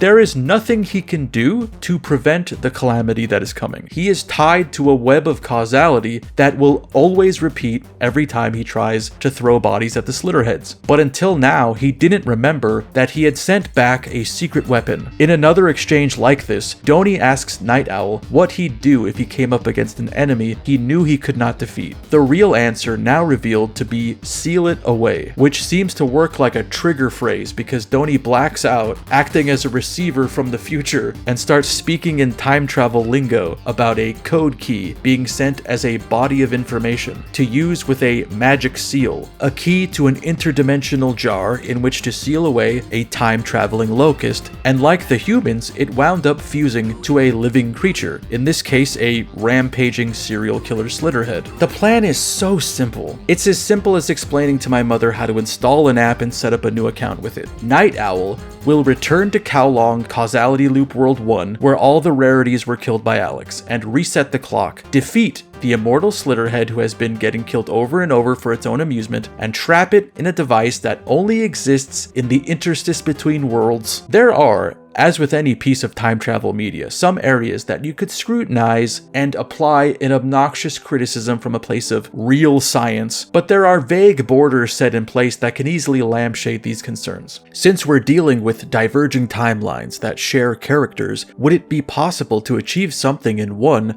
that would collapse the other, erasing some redundancy in the flow of time? Doubles of our cast, along with, I suppose, the entirety of the universe's life, that would be instantaneously vaporized like a CEO in a makeshift submarine. But keep in mind, you have to have like a degree in philosophy for that to really bum you out, so lock it in. We got a nurse to trap in a Pokeball. There's shit that we can understand to worry about. Night Owl hops back into Alex and goes through the motions of pointlessly fighting Lisa again. But when it comes time to deal the killing blow, he yanks control of the wheel and traps Lisa forever, freeing Alex of his psychological torment. Maybe. To be honest, he seems more fucked up now than ever. Without an interdimensional eternal punching bag, his sense of self has really evaporated. The cold, dark cavern of his mind replaced by TikTok fan cams of the Joker's various permutations. Disappointingly, back in the Divergent timeline, nothing is repaired. Alex still managed to kill all the rarities except for Julie, leading to the same final confrontation between the two. In a brutal fight between Night Owl and Leopardhead, Alex is knocked down, but the spirit shoots up into the sky, into an airplane that is pointed right at Kowloon, and then the game cuts to credits. Now, if you're still anything like me, you felt a sudden pang of anxiety, because that is not an ideal place to leave the story. I felt that all the way through the exactly 5-minute long credit roll, and thankfully we don't wind up back at the main title screen. But a variation of the opening cutscene plays, and Night Owl is back at the beginning with full memory of the plane hitting the city. Something about this massively destructive act sort of scrambled the chessboard, so that in World 2, all the rarities are alive long enough for Night Owl to disconnect from them and instruct them to go into hiding, while he sticks with Julie in a last-ditch effort to kill his double. Without a plan, Night Owl thanks Julie for saving him from the brink of Alex's darkness before they head out to do something. Fight him again, defeat him again, and when he hops into the airplane, we just take this fight to the skies, and we grab a hold of that yoke and pull up. We pull up. I say we pull up! Okay, so that's not much better. Fuck. This seems pretty official. There was a title drop and everything. Well, at least we went down swinging, man. At least... Oh, thank Christ. The plane narrowly avoids crashing, and Julie looks over to where Alex was lying to see he's gone. And then we are hit with credit sequence number 3. In a post-third credits stinger, we are offered what you could interpret as sequel bait. Alex rides off into the night as though we are forever doomed to weaponize time against each other. But maybe he just left. Maybe just leaving was the healthiest choice. Maybe this place is a lost cause. You look around and it's just shit. It's just morons of every variety, satiated by treats, carrying on as though a great boot isn't descending upon us. I get it. Are any of these endings satisfying? No. But are any of them good? No! However, I feel as though there was a pretty pointed reason that we got 3 endings, and all 3 are a variation of it not really ending. And that's because it's an unwinnable game. And I don't mean that to sound like a cope. The core issue of the plot is by design unwinnable, barring some kind of goofy magic MacGuffin, which is something it already played around with by way of the magic seal, which had an unquantifiable effect on the timeline. Who's to say? But maybe that's the point. Maybe that's the thing the story ultimately wanted to explore, fighting against the current of a bootstrap paradox. In order for the Hyoki to exist and attempt to avoid the conflict that destroys the world, the conflict had to have happened. It is a product of that destruction, so how could you, the thing that the apocalypse birthed, do anything to change it so that apocalypse never happened? I may have confused the point by speaking in terms more applicable to a grandfather paradox, which is not exactly what's happening here. A bootstrap paradox usually concerns the cause and effect of information. Think about it this way. You, yourself, are walking through the park. You're at your PC like always, and then suddenly there's a flash of light behind you, and a clearly older version of yourself appears from a portal to the future. And they say, "Hello, me, I'm you. I've come back with an urgent message concerning..." And the rest of your speech fades into brown noise as you realize that the you in the future is wearing a Static X shirt. Confident that you understood the importance of the message, the you from the future enters the portal, which blinks out of existence. Now, you've never expressed an interest in this band, and you can't get over how it would come to be that you would enjoy them, let alone purchase merch. Outside of the soundtrack to any film from 1999, where would you pick up on this fixation? You make a declaration that you will subvert this future, that you simply won't come to own that shirt and then travel back in time. Then one day you're playing Need for Speed Underground, and you're like, damn, this track goes fucking hard. Who is this? Oh no! There is no escaping it. You're in a loop. In order for you to see yourself from the future in that shirt, you had to slowly develop an appreciation for the band. Sure, maybe just the hits, maybe the top listens on Spotify, but eventually you get curious about their deep cuts. You've developed a guilty pleasure, and then you start to push it! Maybe you start to think, hang on, I could go back in time and tell myself to never play Need for Speed Underground. Surely I'll trust myself if it's straight from me.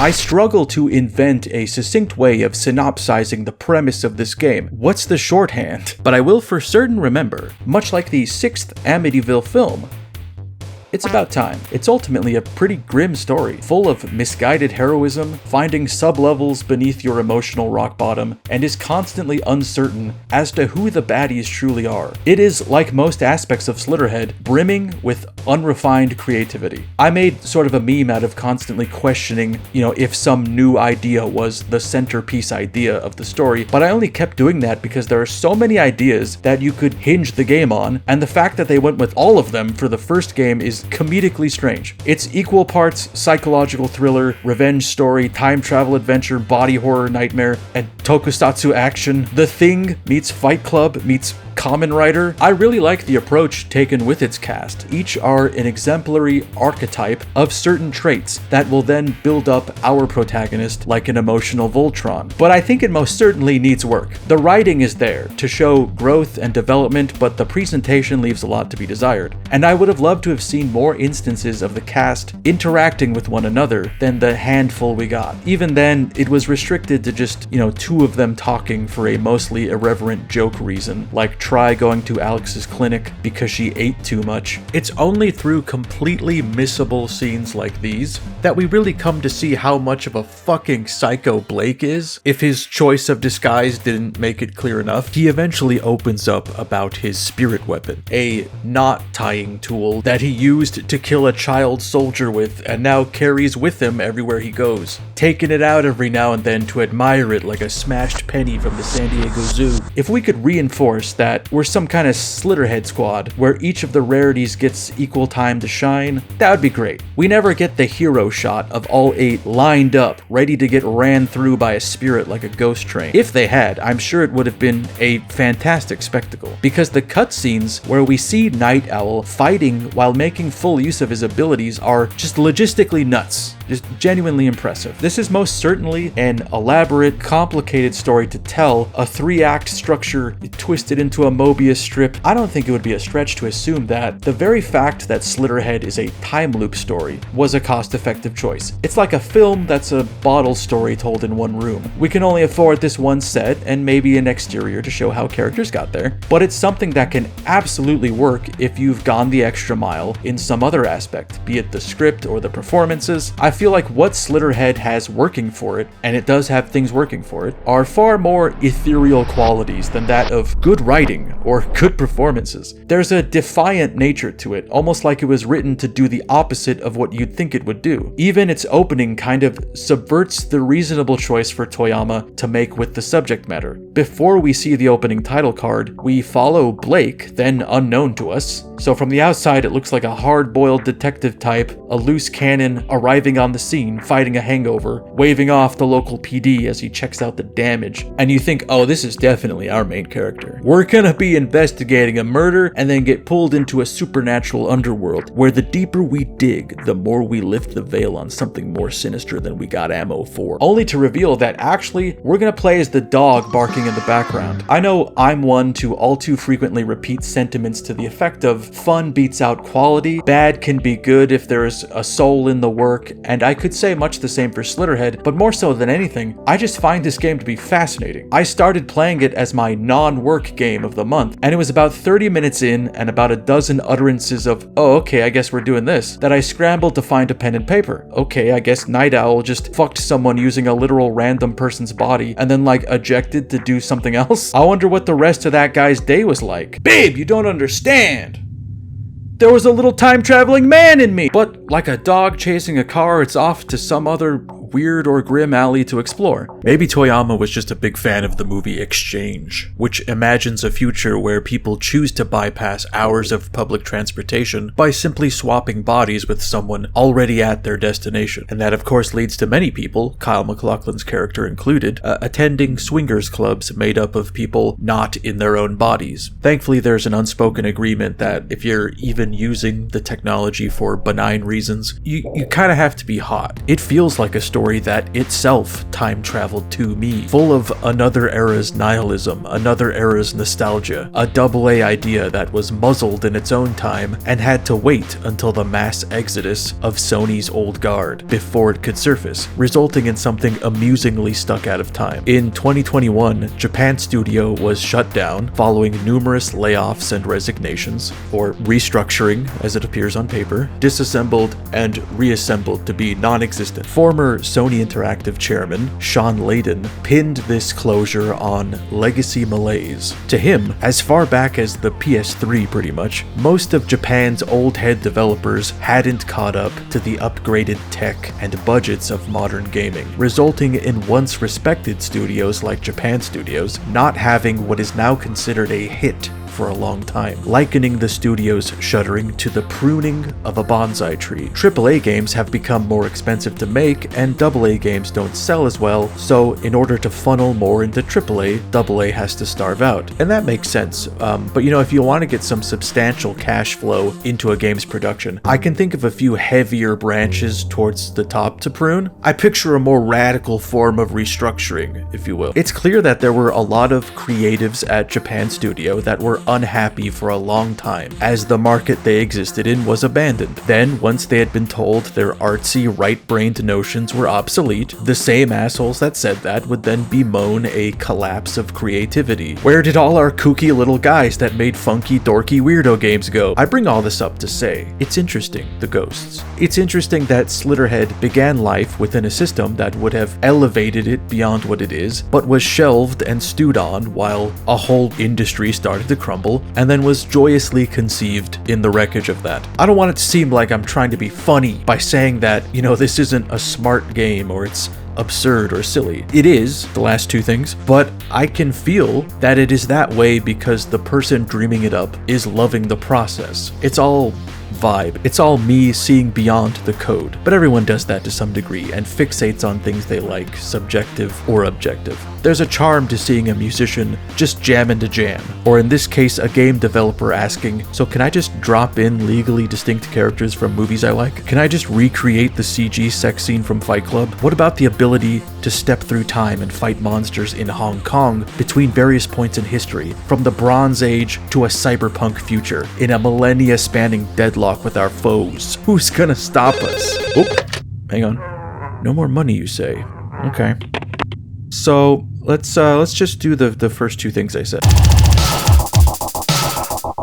As Bokeh's first game, there was some uneasiness about going headfirst into horror. Toyama's talk with Mikami touches on this when asked about his successful mixing of horror with action for Resident Evil 4. They both conclude that there is no money in going full occult, no matter how appealing that may be from a creative standpoint. Both Silent Hill and Siren are, at their core, extensions, mutated tentacles of Lovecraft's writing, in large part inspired by a 1992 Japanese TV movie adaptation of The Shadow over Innsmouth. But it's not overt. It's masked with modern settings and refuses to utter anything from the lexicon of that mythos. Both devs, despite wanting to indulge in such things, are instead compelled to tiptoe around it, to get away with what they can. One of the other interviews I liked from that series has Toyama meeting up with Neo director Fumihiko Yasuda and Fatal Frame director Makoto Shibata. The topic of crossing action with horror again comes up,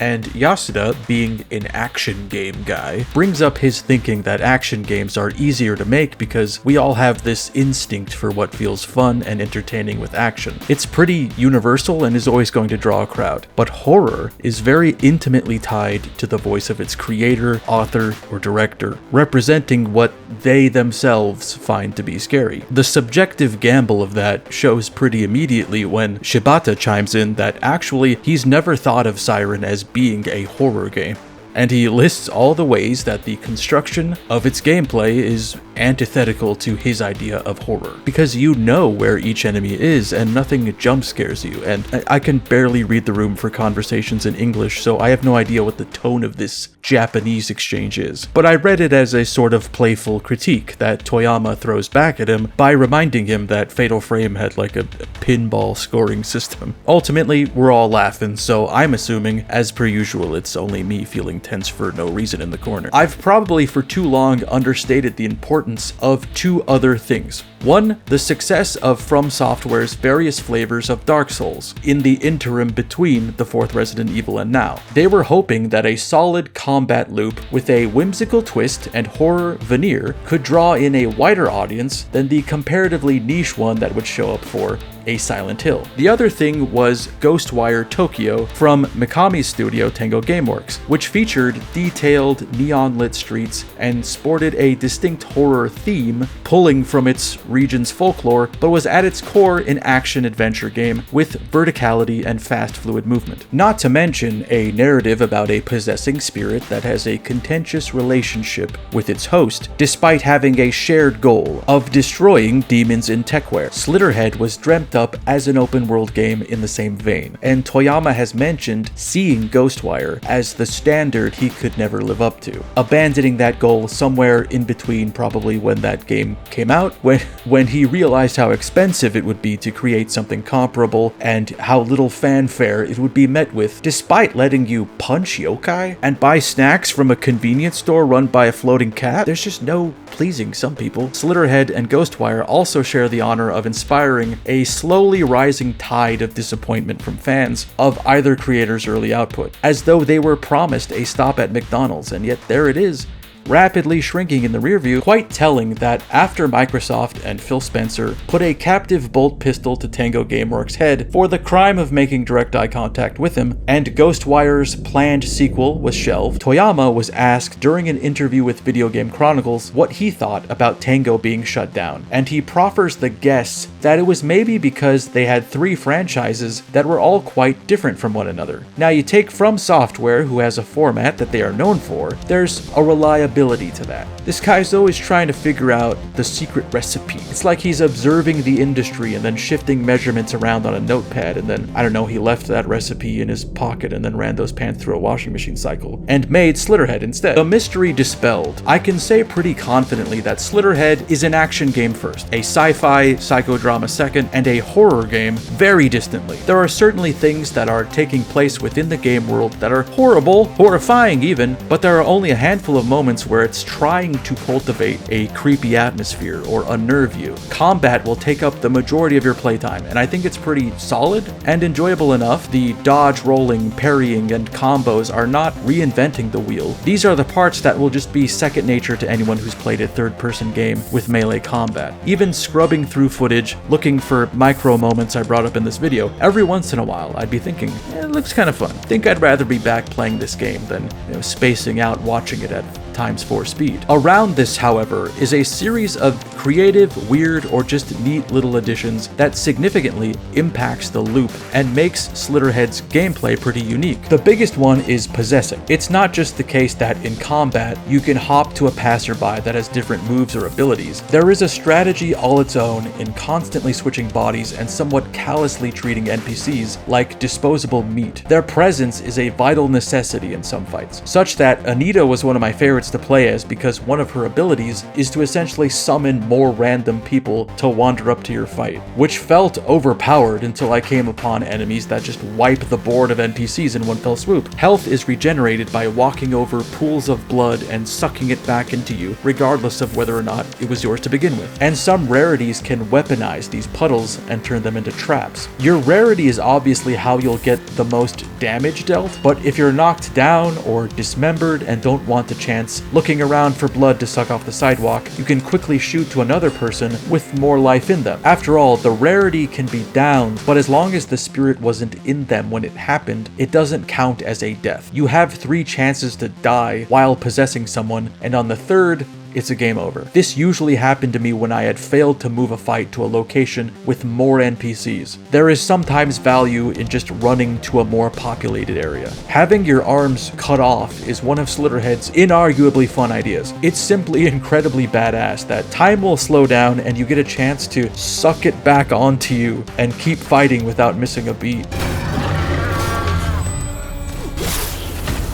Nice try, motherfucker. Oh no! A lot of this applies to fighting Slitterheads in their final form, which is kind of its own type of combat, but there will be plenty of lesser enemies that won't require as much crowd control and are simply a matter of parrying and whacking and dodging. Parrying builds up spirit energy that then expels, slowing down time and allowing you a decent chunk of time to wail on enemies until you're just pummeling a pink mist. Possession extends beyond combat and is also an integral part in chases, the other activity you'll find yourself doing. Whether it's simply to keep up pace with a Slitterhead or to leap across rooftops, it is very much a centerpiece mechanic, and there is no shortage of amusing ways for you to daisy chain a path through obstacles, often resulting in your host's death. Slitterhead's producer, Kazunobu Sato, mentions in an interview with IGN that playtesters often found it difficult, emotionally, to participate in this loop, which encourages you to sacrifice the characters you're possessing, quickly making your way to the bottom of a building by making a random human life leap off the roof and then shooting into someone, waiting to watch the last poor guy splat on the pavement. Or you could just trigger them as a blood-bag time bomb and send them running at your foes, just using their fragile life to your advantage. But he also mentions that it was interesting seeing how they would slowly come to care less and less about this, their empathy deadening, which is actually incredibly appropriate given the turn the plot takes. Late in the game, they amusingly decide to betray this loop and suddenly punish you for allowing NPCs to die, revealing a death counter that had been covertly tracking your callousness and displaying a minimum number you have to reduce them to in order to progress further. While this got a laugh out of me, and I was fine revisiting some levels to fill out the memories and shrines I missed, judging by a number of Reddit posts, this was a sort of last straw for those who felt the game was testing their patience as far as repetition goes. But what that also tells me is that the number of NPCs you let die was large enough for this segment to be frustrating, and therefore you should take this as divine retribution for your actions. You think you can just play around with people's lives, make them leap onto construction cranes and then leave them there like Billy Corgan in a cowboy hat? That's what I did, but I've confronted my darkness. Early drafts of this concept drew inspiration from a Sega Master System game titled Gain Ground, in which you control a group of characters that each have their own weapon type and specialization and flip around between them on the fly. It's not hard to imagine how this could manifest in a modern game, perhaps something like modern Final Fantasy titles, but likely to cut down on costs and development time. Levels were blocked off and made to have linear progression, and you can only choose 2 characters to take along with you, with a specific one usually being required for the level. Even though they do have different weapons and abilities, I don't think any of the rarities are better equipped for certain scenarios or anything that in-depth, and it's totally a matter of preference. Having said that, there are certainly some like Julie, Alex, and Anita that you should focus on upgrading, as they are more important to the plot and thus more likely to be required characters for levels. Leveling up characters happens in between missions, and aside from a set number of skill points unlocked for finishing the level, you can find memory orbs floating in hidden places that will bump up the amount of points you get at the end. You can also find hidden shrines that will summon a particularly strong boss, and defeating them unlocks costume items for the character. One thing I never fully understood the mechanics for was you'll often enter a fight set piece in the body of someone who is not a rarity. They're just a person you use to get up to where a boss is or something, and this forces you to hold out as them until your rarities catch up to you. But I think this might be totally scripted, and they wanted you to have the challenge of keeping a weak host alive up until a new phase where the good characters would drop into the fight, panting from their run over here, toilet paper stuck to their shoes. Sometimes when I was chasing a Slitterhead, I'd accidentally sprint past one of my rarities, like they somehow circled ahead of me to make it easier for me to jump in them. But there isn't a lot telegraphing that they're nearby, so I'd usually only notice when they are already halfway off screen. Some chases definitely feel like I'm defeating this enemy by my finely honed skill at navigating the city quickly and utilizing all my powers, I am become parkour granny. Call me Miles Morales because I'm traversing rooftops with the exaggerated oh fuck! But many of them appear to also be scripted to continue up to certain points. There is the illusion that I could end this chase early by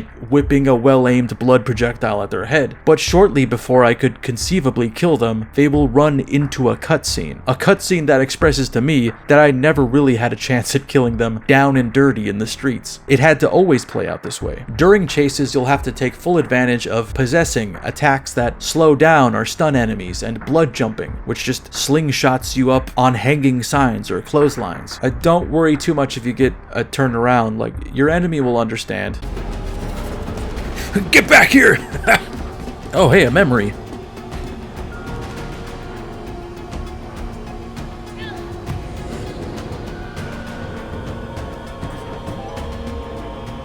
Anyway, where was that guy? Oh shit! This is where Toyama's signature sight jack ability comes into play as well. We use it to get some idea of where the Slitterhead is hiding, and then we can casually walk up to them and throw blood in their face, which forces them to reveal themselves and begin the chase once again. There are moments where gameplay slows down and you can spend some time exploring an area, questioning locals, proper investigative stuff. There are even extended stealth sequences, and this pairs with the chase sequences really well. There are the makings of a really enjoyable loop here, especially because a clear effort was made to express the creator's fascination with 90s Hong Kong. But the story pretty quickly outgrows the need for such things, because by the end, you've looped certain events so many times that you may as well be omniscient. And within that story, it does play this to an almost comedic result. Like, as a story, it is really fun, but from a gameplay standpoint, there wouldn't be a need for you to keep gathering information when you have all the information. This collection of great ideas can momentarily coalesce, and the game feels really inventive and fun, but it can begin to lose its luster. In a still interesting way though, because yeah, you may eventually tire of performing the same things over and over with slight variations, but this is also what the characters are experiencing and expressing while you are feeling that. So, you know, not to excuse the very valid feelings of potential monotony, but it's on theme, is what I'm saying. I think there are still leftovers and rough edges from its time being conceptualized as an open world game. Chases feel so much like something that would perfectly utilize an open world, where you have to find a hidden monster and there isn't a map or waypoints, you just have to sniff it out amongst a crowd. But similarly to the fights, once you're looping this, it can start to feel sort of hollow, like you're just running a memorized routine. Some frustration with that might have been mitigated if it would let me figure things out on my own more. For a game with so many great ideas and abilities, it rarely entrusts you with the responsibility of when and how to use them. You're never really left to work out a scenario like a puzzle. It will almost always tell you within the UI, within dialogue, you know, looks like I have to do exactly this with no deviations. If there was a spectrum of trust you can place in the player, and on one end is like a manual or a wiki, and the other end is, you know, yellow paint and radio characters giving you instructions. Anywhere in between will do, I don't know. Despite taking cues from Dark Souls, I don't think there is enough connective tissue to call this game a Souls-like. Out of context, it can look like that. It shares stolen DNA, but it has a twist that it values more than those basic building blocks. It wants possession to be a slick combat style all its own, and it's easy to see that vision. Whether or not you buy into it and think they successfully rendered it is not for me to say, but it is my video, so why not? Yeah. You like it. It does feature some of the same frustrations I have with that genre, like how often you are sort of beholden to the length of an attack animation, that no matter how badassedly you charge into battle with acrobatic grace, you can just get your shit slapped into the Paleolithic era.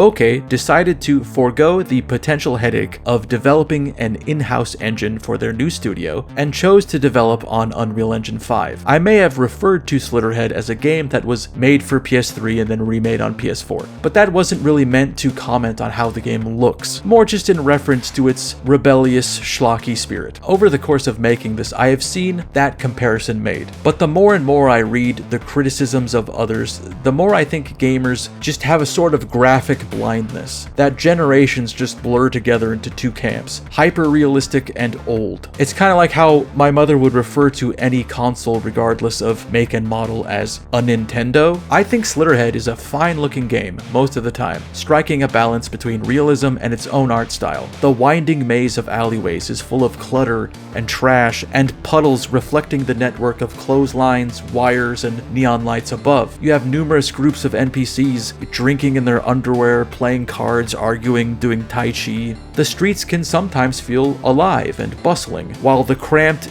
insides of brothels and gambling dens can feel appropriately stifling and grimy. I too would be obsessively cleaning my assassination partner's apartment, if there was such filth everywhere, and he looked like this. This story is also full of eulogies to seemingly Kowloon, the walled city. Julie shares with Night Owl a sorrow that Kowloon is rapidly dismantling what made it unique. Families evicted, the airport moving, shops closing, areas blocked off. So I suppose it's not out of the question that Kowloon could factor into the decision to include scenes of Slitterheads being exploited, mistreated, or they could be just a means in which to lampshade invisible walls, I guess. I don't know if Toyama was actually interested in exploring the history of Kowloon, really, given that he rebranded and renamed it, divorcing it from that history. It may be that the choice of setting was one born purely out of his fascination with the spirit of it and its place in pop culture. I don't know that he even cared that they almost blew up Jackie Chan in the process. Nobody even made sure that Jackie was cleared from the site before pushing that plunger down, and not enough people were held accountable for that. It's interesting covering new games like this because it's well beyond the point in the advancement of video game graphic quality that I felt was enough. By about 2010, I very much felt that anything we do after this is superfluous. It's gilding the gilded lily. So I feel a little out of my element critiquing a game so new. But I will say that there are some modern games that my eyes read as like a demo reel that looks so void of creativity that no matter how detailed or realistic environments, lighting, or models are, it's just like gray sludge to me. So I can acknowledge some rough edges in Slitterhead compared to other titles, but truly there is very little I need to be impressed by the way a game looks, certainly when it's so clearly the result of a very singular pool of ideas. You can tell a lot of thought went into the design of the titular Slitterheads, especially. While there aren't that many variations of them, they are each weird and gross and inspired by real creatures that all exhibit some form of mimicry, such as an orchid mantis, blue-ringed octopus, and a warty frogfish, as well as several others that I had never heard of and now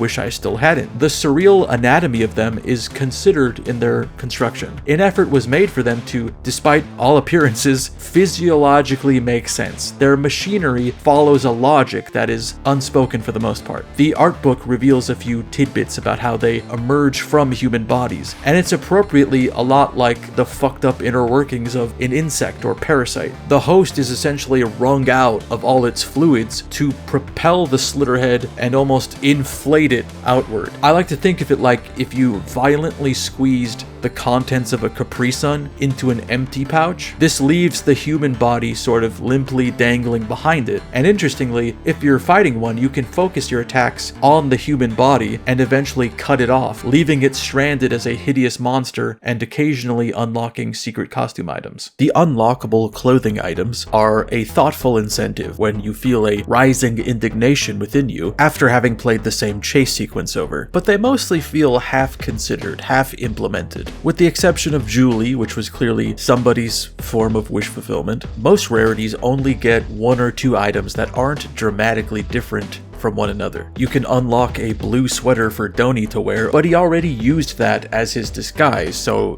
now he just has two sweaters. Games are hard to make. Obviously, one of the more striking designs are these things that Slitterheads turn people into. Toyama explains that their appearance is meant to evoke pity and absurdity, and thus fear. Meanwhile, human characters have slightly cartoony proportions, big chunky hands and oversized heads, exceedingly normal, extravagantly regular. I wouldn't be surprised if all the Rarity characters had some origin you could point to in film or some other media, but the only one they for sure mention is Julie, who they describe as being based on a certain actor in a certain film. So I essentially skimmed through the films Toyama had mentioned as inspiration, looking for woman with short hair, and there are a few options, but I'm leaning towards Fei Wong in Chungking Express, or... You know what, no, I'm actually going to make that my final answer. Besides, I think you only get one, maybe two chances at the Guess the Woman game, and it'd still be normal. And both characters are also introduced by another character just bumping into them, reinforcing the, Man, I don't know. Fuck. I'll safely wager that Alex is based on Leon Lei's character in Fallen Angels, which is understandable given how much he exudes video game protagonist energy. One choice I love that's an absolute relic of 90s rule of cool is when the smokers in your party have just defeated a Slitterhead, they take a drag from a victory sig like... Same slit, different day. A lot of the text that you can comfortably read features typos, grammatical errors, or awkward translation, and then you add on top of that how they intentionally obscure words with a made-up language. And it asks a lot of you, as far as your attention and your patience. Even though Slitterhead is a surprisingly dialogue-heavy game, nobody speaks with voice acting outside of the rare pre-rendered cutscenes. But this is not to say that they are silent during these interstitial post-mission chats. In an effort to maybe fill out the silence, every line of dialogue is accompanied by a voice line, but it's not what the subtitles are saying. When it isn't grunts or various vocalizations, it's more like a randomized approximation of what a conversation between two humans might sound like to an extra-dimensional being. So we hear characters say things like, follow this, yes, that's it. I wonder if I find some way soon. Let's see. How can I? Which way do I feel I should? Yes, I believe and I will. Wow, this way. I cannot feel it. I will see if I can. I don't know. Yes, I believe. And we will. Very strange choice, but I can't imagine how much time and money they saved not bothering to voice everything. Even though there are certainly times I wish they had, certainly when Night Owl and an enemy are yelling at each other while fighting, I don't think I really absorbed any of that. Like what, you want me to read a text message while I'm playing DDR or something? I will say they appear to have spared no expense on the voice cast, even though I imagine every single character's whole script full of yes, well, could be recorded in like an hour or so. Like the old band getting back together again, Silent Hill composer Akira Yamaoka creates one of his longest, most unorthodox, and hauntingly sad yet chill soundtracks yet. I couldn't help but smile at the bizarre choice of track that greets you at the title screen. Just a bunch of mournful and pained vocalizations with eerie strings on top.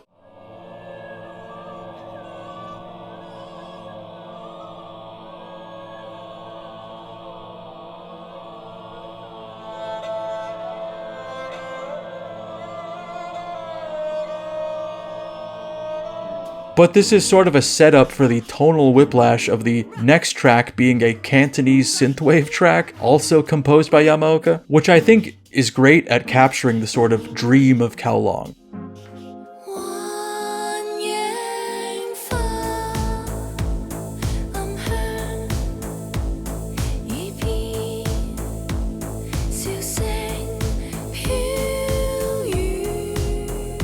It's reflective of what it once was, and a good deal of the rest of the soundtrack is more depressive and trip-hop influenced, sometimes plundering the same palette of tones as the original Silent Hill.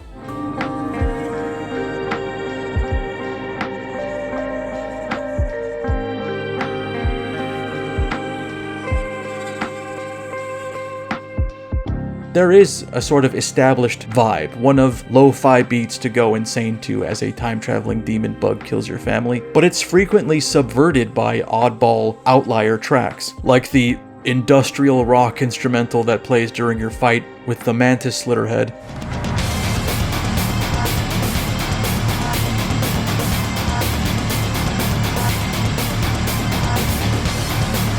that is just begging to have like a White Zombie vocal track on top. I don't know why. When I hear this, I hear, yeah! There's one track that's just like a power electronics collage of gunshots, machinery, bandsaws, and death metal growls. That is some of the best shit I've heard this guy make.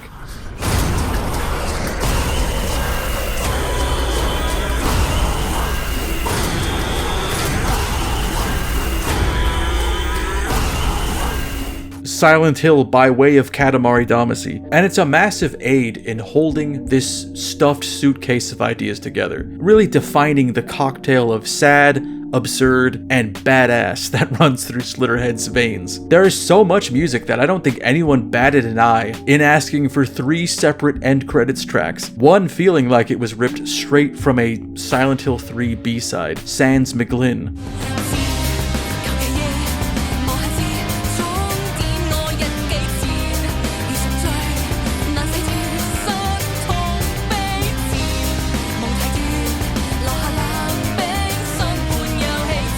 If there is one element of Slitterhead that I would say is complete, no rough edges, it's the soundtrack. There is a striking chain of influence that led to the soundtrack of Slitterhead, and Silent Hill even, sounding the way they do. Fallen Angels has a very specific of-era trip-hop soundtrack that pulls specifically from the work of Massive Attack, though Massive Attack is nowhere on the soundtrack.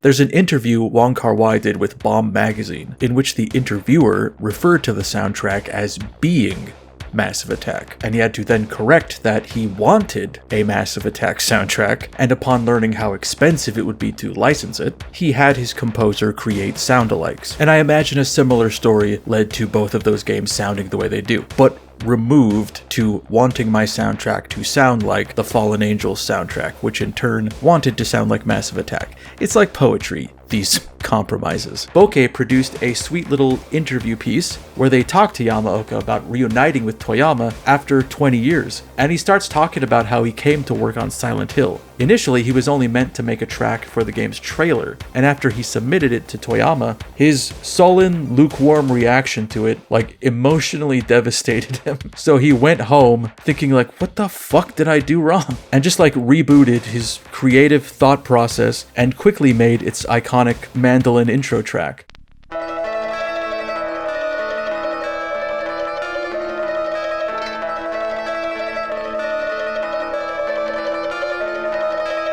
Which Toyama loved, and he thus referred to him as a creative savior. So when he caught wind of Slitterhead's development, he felt compelled to return to work with him as a way of also returning to his roots and reinvigorating them. This time around, after pulling some key words out of Toyama over a round of drinks, he made several variations of tracks for various scenes that evoked feelings of the 90s, of urban cities with an Asian flavor, and then sort of cherry-picked the least obvious choices in hopes of creating a fresh dissonance with the score. A meal that looks appetizing but hides a spicy core. It is interesting hearing him recount the origins of what has become not just his signature sound, but in a way also the standard for horror game music that countless developers seek to emulate. And it's all thanks to Toyama hearing his music and saying, yeah, that's great. I think we're headed in the right direction. Yeah, but there's some miles to go before, you know. But this is great.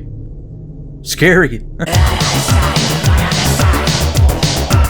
No ultra widescreen support. Gameplay gets repetitive after about 2 hours. You're constantly retreading the same areas over and over again with different dialogue that isn't voiced. There are only 3 characters that are good enough to bother playing with: Alex, Hobo, and British Guy. You beat the game and it gives you some counter of casualties that you need to have low for the true ending. Having to replay every mission in the game while having to babysit NPCs is not fun. Kudos for white knuckling through 17.5 hours of the game before deciding, you know what, fuck this game. I think it shows the variety possible that you list Edo, which you refer to as Hobo, as one of the only characters good enough to bother playing as, and I almost never elected to play as that guy. Also, Betty is literally the strongest character in the game. I think you're overselling the difficulty that comes with achieving the game's true ending, which is literally just its ending. There was a fake out ending because they were doing a cute little time loop thing, but it's not like you're unlocking a hidden real ending as other games are one to offer. The casualties counter appears on every level of the game, but there is a sum of all casualties you're supposed to meet. It's not telling you replay every level of the game. It's telling you to meet that counter by whatever means you want. So I only had to replay like 2 levels. I just picked the 2 with the biggest casualty count and then,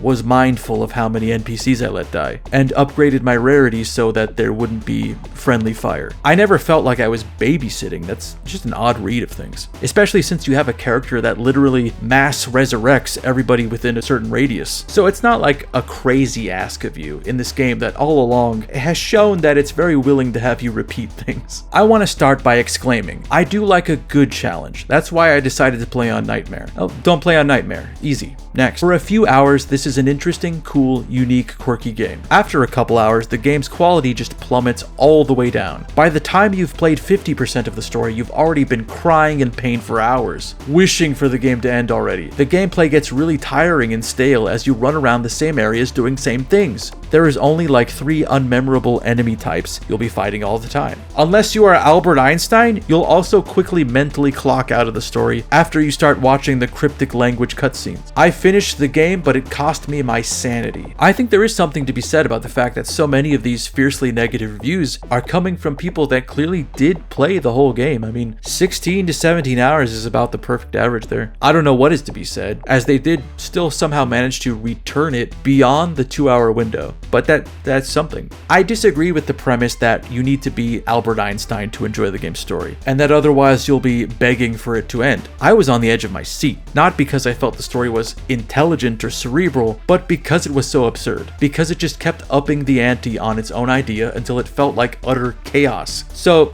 you can lament the loss of your sanity, but I'd say the grass is a lot greener on this side. And it also talks to you and tells you to start fires. Playing on Nightmare difficulty made this a pretty bad experience. Oh, don't play on Nightmare. Easy. Next. It really is bad. You have to accept so many flaws to like it, and I am not ready for it. Happy that other can tough. Since everyone is pointing out the good things, let me summarize what you really get here. The story plays within 3 days, which you repeat every time. Few changes. I'd push back against that. If you ever hear me doing that, then I've completely abandoned my principles and should be mocked and shunned. There are many very big changes. It's just that the layout of the levels is often unchanged significantly, or just like a singular new area is opened within the same place. But there is a pronounced, steady escalation of changes that happens. You're not like literally just stuck playing the same events over and over. To say that would be hyperbole. At one point, you can't progress because you need a new character. So, repeat the same mission, do the same thing again, and look for a new character in this level. See, within that critique, there is a paradox. Do the same thing to do something different. A lot of these negative reviews word things to sound like the worst conceivable version of events. Like, yeah, I had to go back and replay a level, but a new thing happened, and a new character was introduced, and you get to try them out. And so, am I really just replaying the same thing then? Also, there's no accounting for what order I did this in. Like, I'll give you people don't want to replay a level, that's fine. But I guess I don't see it as a problem if it changed something and progressed the story, and I don't know, maybe I don't respect my time as much as others. Like, what else were we gonna do Friday night?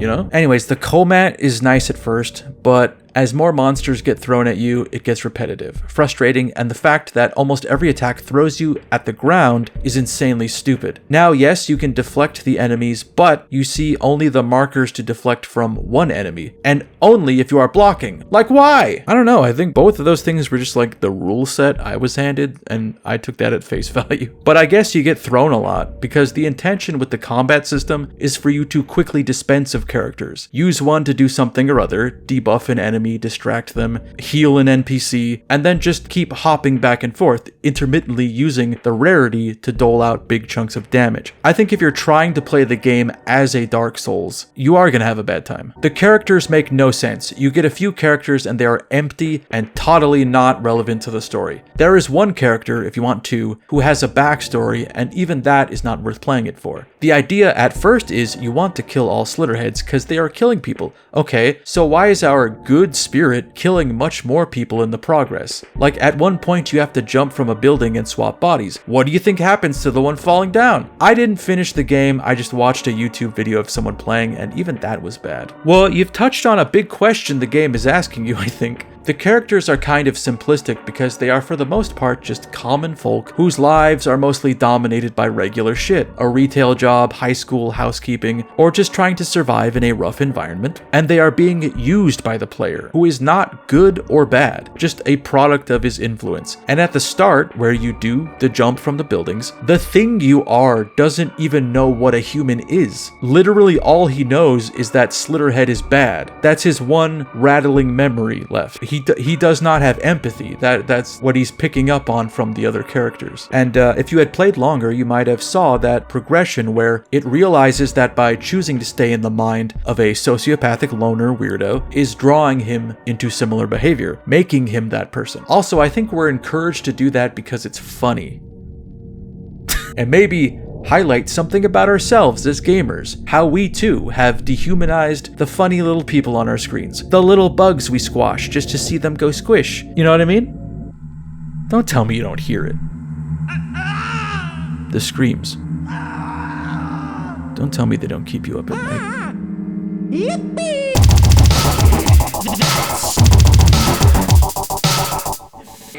Days before Slitterhead was released, Toyama issued a statement that, like Silent Hill, his new game will be rough around the edges. And while you could read this as an attempt to tell Silent Hill and Siren fans, you know, friends, let's all lower our expectations, shall we? I do think they were trying to be upfront with the reality that they were making a budget title that was designed to not take 10 years or so of their life to create, and that it would be prioritizing originality. This was him attempting to continue the ethos of Japan studio releases with a fraction of the resources, which is sort of admirable. In some interviews, he talks about his legacy and how he wants to build something that can be handed off to a new generation. A sentiment that Mikami also shared about Tango Gameworks before his studio was tossed from the window of a speeding car into a roadside field on Maplewood Drive. I like this game and I connect with it on multiple levels, but aside from that, before I had ever played a second of it, I knew that I wanted it to be successful. For this fading market of video games to get an adrenaline shot to the chest, I very actively try to check myself when I'm beginning to sound like an old man yelling at a cloud, and I don't think of myself as being so jaded that I'm incapable of playing new games unless they are indie love letters to games I played as a teenager. So maybe I'll come off as sounding like that, but there is truth to the fact that creativity within gaming has largely migrated to the indie space, and thus we now and again see the AAA space produce these bloated, market-tested, lifeless husks of games, the slurry left polluting the soil after a mining operation. So seeing a group of legacy developers opt out of that path forward and elect to make something as fucking weird and dumb as Slitterhead is affirming in some sense. To be reminded how many people take jobs in gaming because they simply love to create. You can see that in its soup of influences and the rebelliousness of its spirit, but it's an aged and formerly repressed rebelliousness, like a guy that, nearing 50, decides to finally get into motorcycles. We need another main character. How about a doctor? Okay, I guess. How about a doctor that moonlights as a monster hunter? Getting warmer. What if he also rides a motorcycle? Almost have something. And he carries a giant scalpel made of blood. Now we're cooking. Sony would have said no to that. The writing style of this game is very much carried by its idea. It's just riding the wave of that, pulling out and twisting every trope you could in this circumstance with bloodthirsty joy. It invents this doomed sci-fi cage and then pokes at a collection of characters stuck in it and never really comes up for air from that, offering only faint glimmers of levity as relief. Slitterhead also flirts with politically charged imagery, and even though that concept feels dwarfed by the insanity of its plot, I think its purpose was ultimately fulfilled, and for me, adequately muddied the morality of our protagonist, our goals, and our boneheaded attempts at unfucking the Slitterverse. And I admit to a bias towards media that features time travel and its various pitfalls, and even time loops, but it's not as though it's a thing they couldn't have fucked up. I had a great time hopping from body to body and whacking giant frog monsters, playing around with each rarity to find my favorite combo, and I think what it was aiming for, a fast, fast, fluid combat system based on only inhabiting a particular person for a few seconds at a time was something so conceptually out there and complicated that I often marveled at how they even got as far as they did with it, jank and all. Of course, regardless of the story's excuse, I can empathize with the frustration or testing of patience that comes with repeating things. There's only so many hours in a day. Do you really want to spend your night killing the same boss you did last night? Probably not. Of course, regardless of the story's excuse, I can empathize with the frustration or testing of patience that comes with repeating things. There's only so many hours in a day. Do you really want to spend your night killing the same boss you did last night? Probably not. Of course, regardless of the story's excuse, in all ways, I would describe this as an occasionally ugly and occasionally quite beautiful game. And I very rarely use the term ugly as a pejorative. Ugliness has its strengths. At least that's what I've been told. Now, if I said it looked bland or generic, that would be more cause for concern. As director Wong Kar-wai was one to say, the city is the main character, and barring some limitations, I'd say Bokeh successfully sold the importance of this game's location and atmosphere to their project. I really enjoyed the contrast between the neo-noir neon-lit setting and the disgusting body horror bugfish aliens creeping around it, eerily operating on muscle memory of being human. Similarly, the soundtrack's mix of shimmering, sparkly pop influences and harsh industrial turns accented by avant-garde neoclassical shit, it perfectly paired with that. Perfectly didn't make sense at all. There was a lot of expectations for a lot of people going into this game. Omitted from the bitter recompense section were all the reviews expressing disappointment in what the game turned out to be, as though Toyama and co had pulled a bait and switch by virtue of having made Siren. So, I mean, I guess temper your expectations, but more importantly, look into the game. Know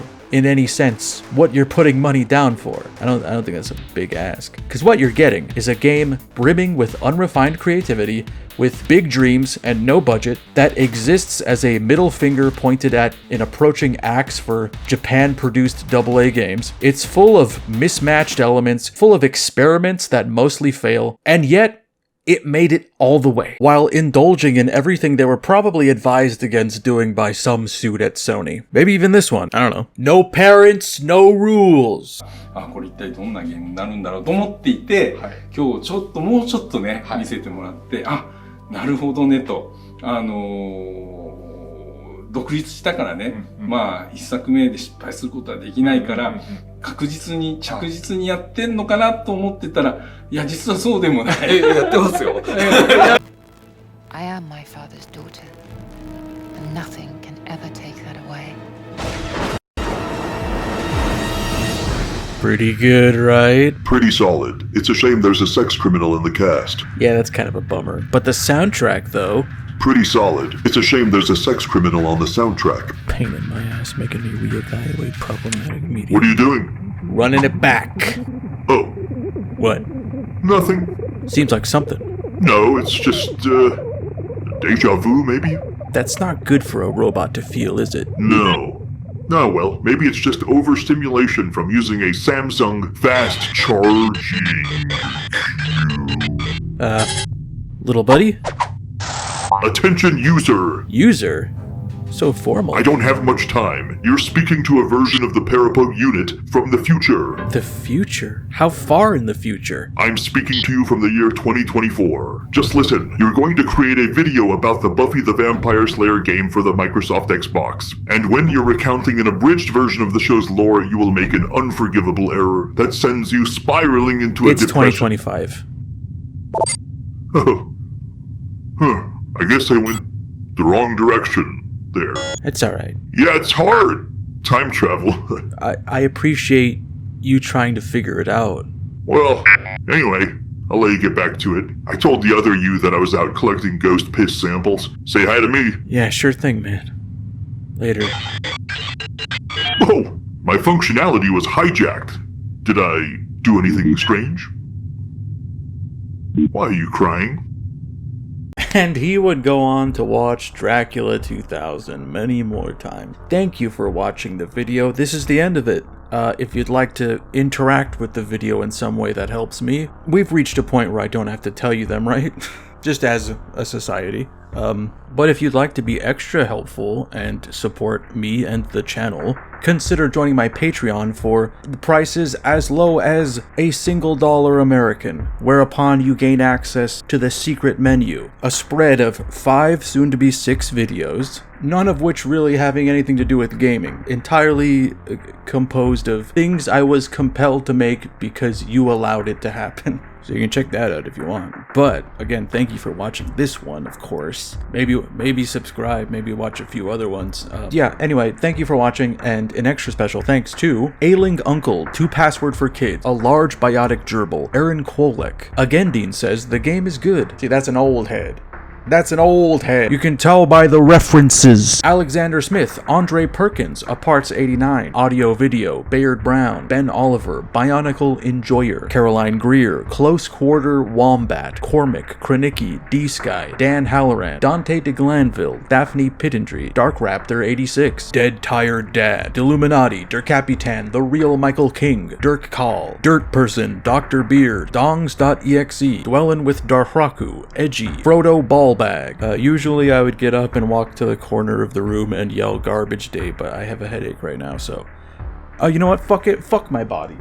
Garbage Day! Grimebear, Grok, High Food Court, Ludex Alexander, James Nicholson, Jared Bynum, Jason Corbin, Jay Alamin, John Dreffs, Jojo Cat, John Boring, Joseph Zanoni, Justin Harper, Carrot, Catherine Amelia, King Grathew, Labor Delenda Est, Mac Bellegarde, Michael Schmidt, Morg Detrius, Mugler, Nick Bellinger, Noise Tango 1, Ona Hill, Pazuzu, Poseidon 13, Puke Skywalker, formerly 410,757,864,530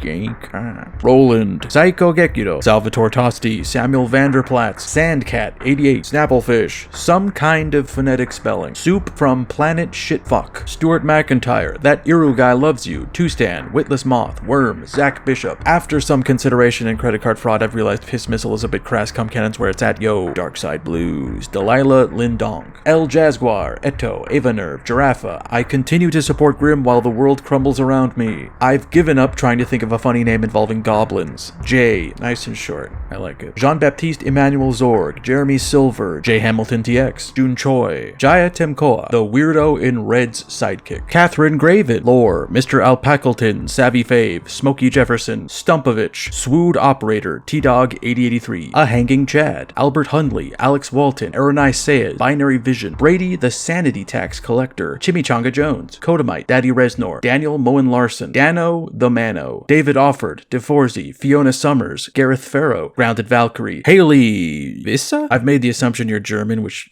could be unpleasant, so apologies. Have a wonderful day. Here's to rats! Herman, James Snipes, J-Man DX, Jonathan Pence, Lugubrious Moron, Mad Monty 98, Make It Raynor, Mango, Mod Sword, Name Requires DLC, Neb, Ophelia Fishwife, P. Dizzle, Persian Air, Pickblick, Prozax, Resident Aikman, Robert Brandon, Rowdy Roddy Peeper, Samejima, Sorry I'm No Hero, Subdermal Cassette Loader, Technica, 10-Beat, The Angry Pebble, The Condroid, Tebow, Tuski, 12 Trans Rats in a Trench Coat, 77 Elvis the King, A Big Gay Rat, a Squatting Necromancer hanging at the local crypt, a Shireling, Alan Wake Me Up Inside, Alistair Stewart, Alistair Grout, All Beer, No Breaks, All Cops Are Bingle Bongles. Anyone ever wonder what Exhibit is up to? No. That could have been like they ran out of characters and meant to say up to now. Yeah, but as it appears on my screen, anyone ever wonder what Exhibit is up to? No. Got him, I guess. Hopefully he's not like putting a Nintendo Wii in anybody's car. Applesauce Boss, Astro Shepherd, Auspicious Whiskers, Ball Puncher, what the fuck? Ball Puncher 600 Quintillion, Bolton, Bogler, Beefy King, Ben and Cara Dowling, Benjamin Payne, Bibby F. in Bloxburg, Big Honk, Bishy 93, Biddles 99999999999. 99999. Bivda, black-robed mage. Blake, Bobdol, Bogdan, Atanasaye, Bostradamus, Brandon Frost, Brandon Winkleman, Breeze McMothman, Burps Wimbledon, Butter My Biscuits and Tickle My Pickle, Caleb Zane Kelly, Cameron Spoon, Cassandra M, Case, Cerberus Arms, Cerebral Policy, Chernobyl Kinsman, Chicago's Famous Rat Hole, Chris Miner, Crisps 989, Christopher Lawrence, Classed, Clayton Joe Freund, Clean Walking Rat, Colby, Cole Bramlett, Cole Beep. Uh-oh, you can have emojis in your name, and there's a rat.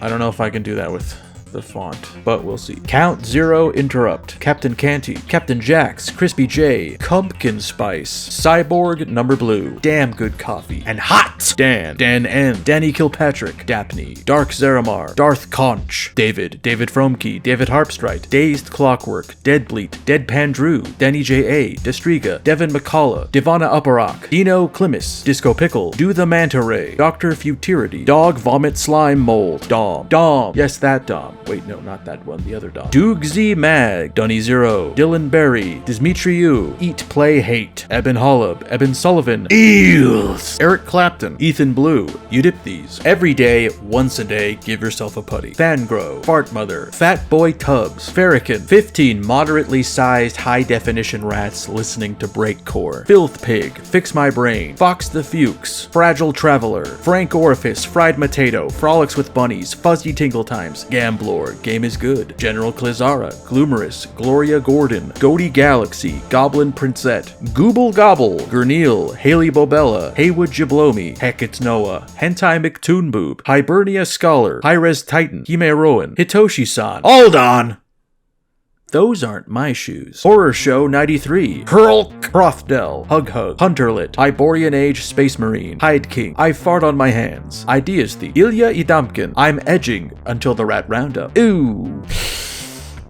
Good luck out there. Hey, don't look at me. If it were up to me! INTJ loves her INTP. Irish wristwatch. Irish wristwatch. Irish wristwatch. Irradiated Otter. Jacob O'Callahan. Jacob Simmons. Jake Raynor. Jeff Ladd. Jeremy Langell. Jim Flandango. Joey Jojo Jr. Shabadoo. John Final Fantasy XIV. Joseph Cap. Justin Darnell. Catakin. Captain Ketchup. Karagera. Karen Rosenow. Carpad. Cat posting favorite supernatural quotes won't fuck up this time. Dory.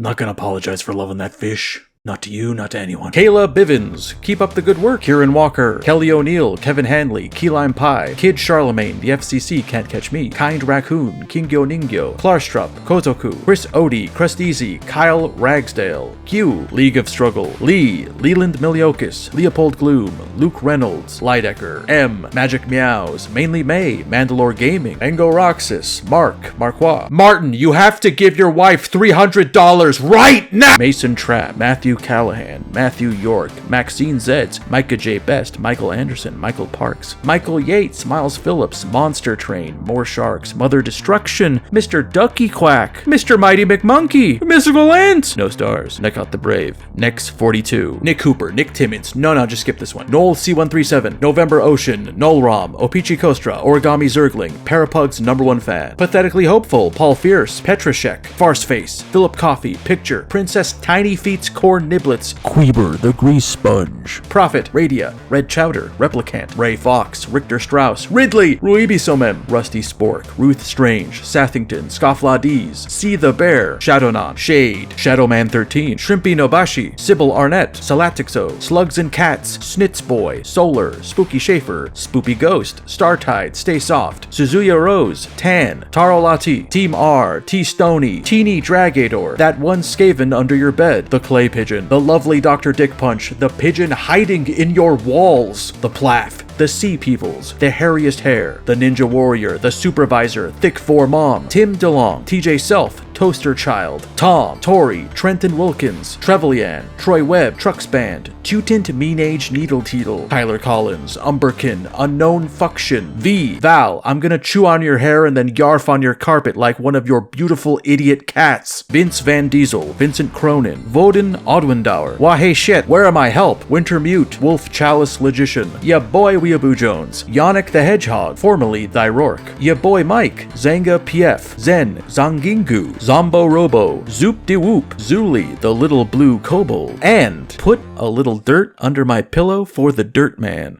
for being a patron, and the rest. Couldn't do it without you, literally. I owe it all to you. This internet connection that connects us right now. This high quality microphone. It's all because of you. It's all because you kept up your end of the bargain. So don't you see? I have to waste hours editing all of your very silly names. I have to. It's only right! Anyway, thanks for sticking around. I'll hopefully be seeing you soon. I am currently working on a patron-only video as well as a review for the game that was the poll winner on Discord, which if you did not see, was the 2003 PS2 title, Drakengard. That's right, I had a whole host of games assembled, all of which I have played and sort of vetted for potential content and feel confident in my ability to produce something interesting with, except for that one. And I should have known, you know? Every time I add something where I'm like, this will be funny, that's what wins. Or actually, you know, sometimes I'll try to do that and they won't take the bait.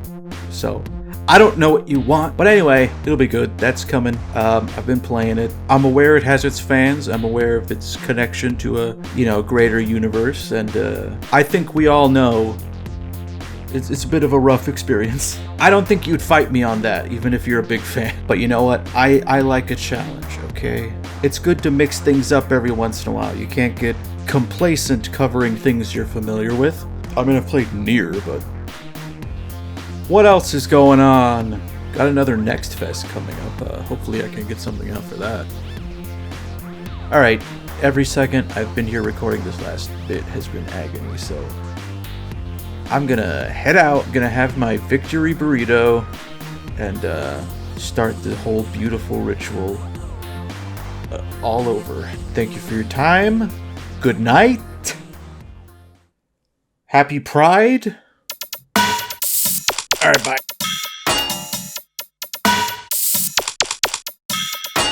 Flash in the night, figure of bright.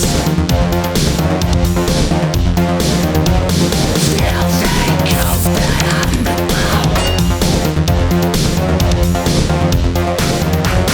No decoration, a single cure. Looks like a mirror, but there's someone in there. Behold, my ship's power source, the J-O cube. I'm not touching that. That won't be necessary. Notice its waning glow. Humans, I have a very big favor to ask of you all.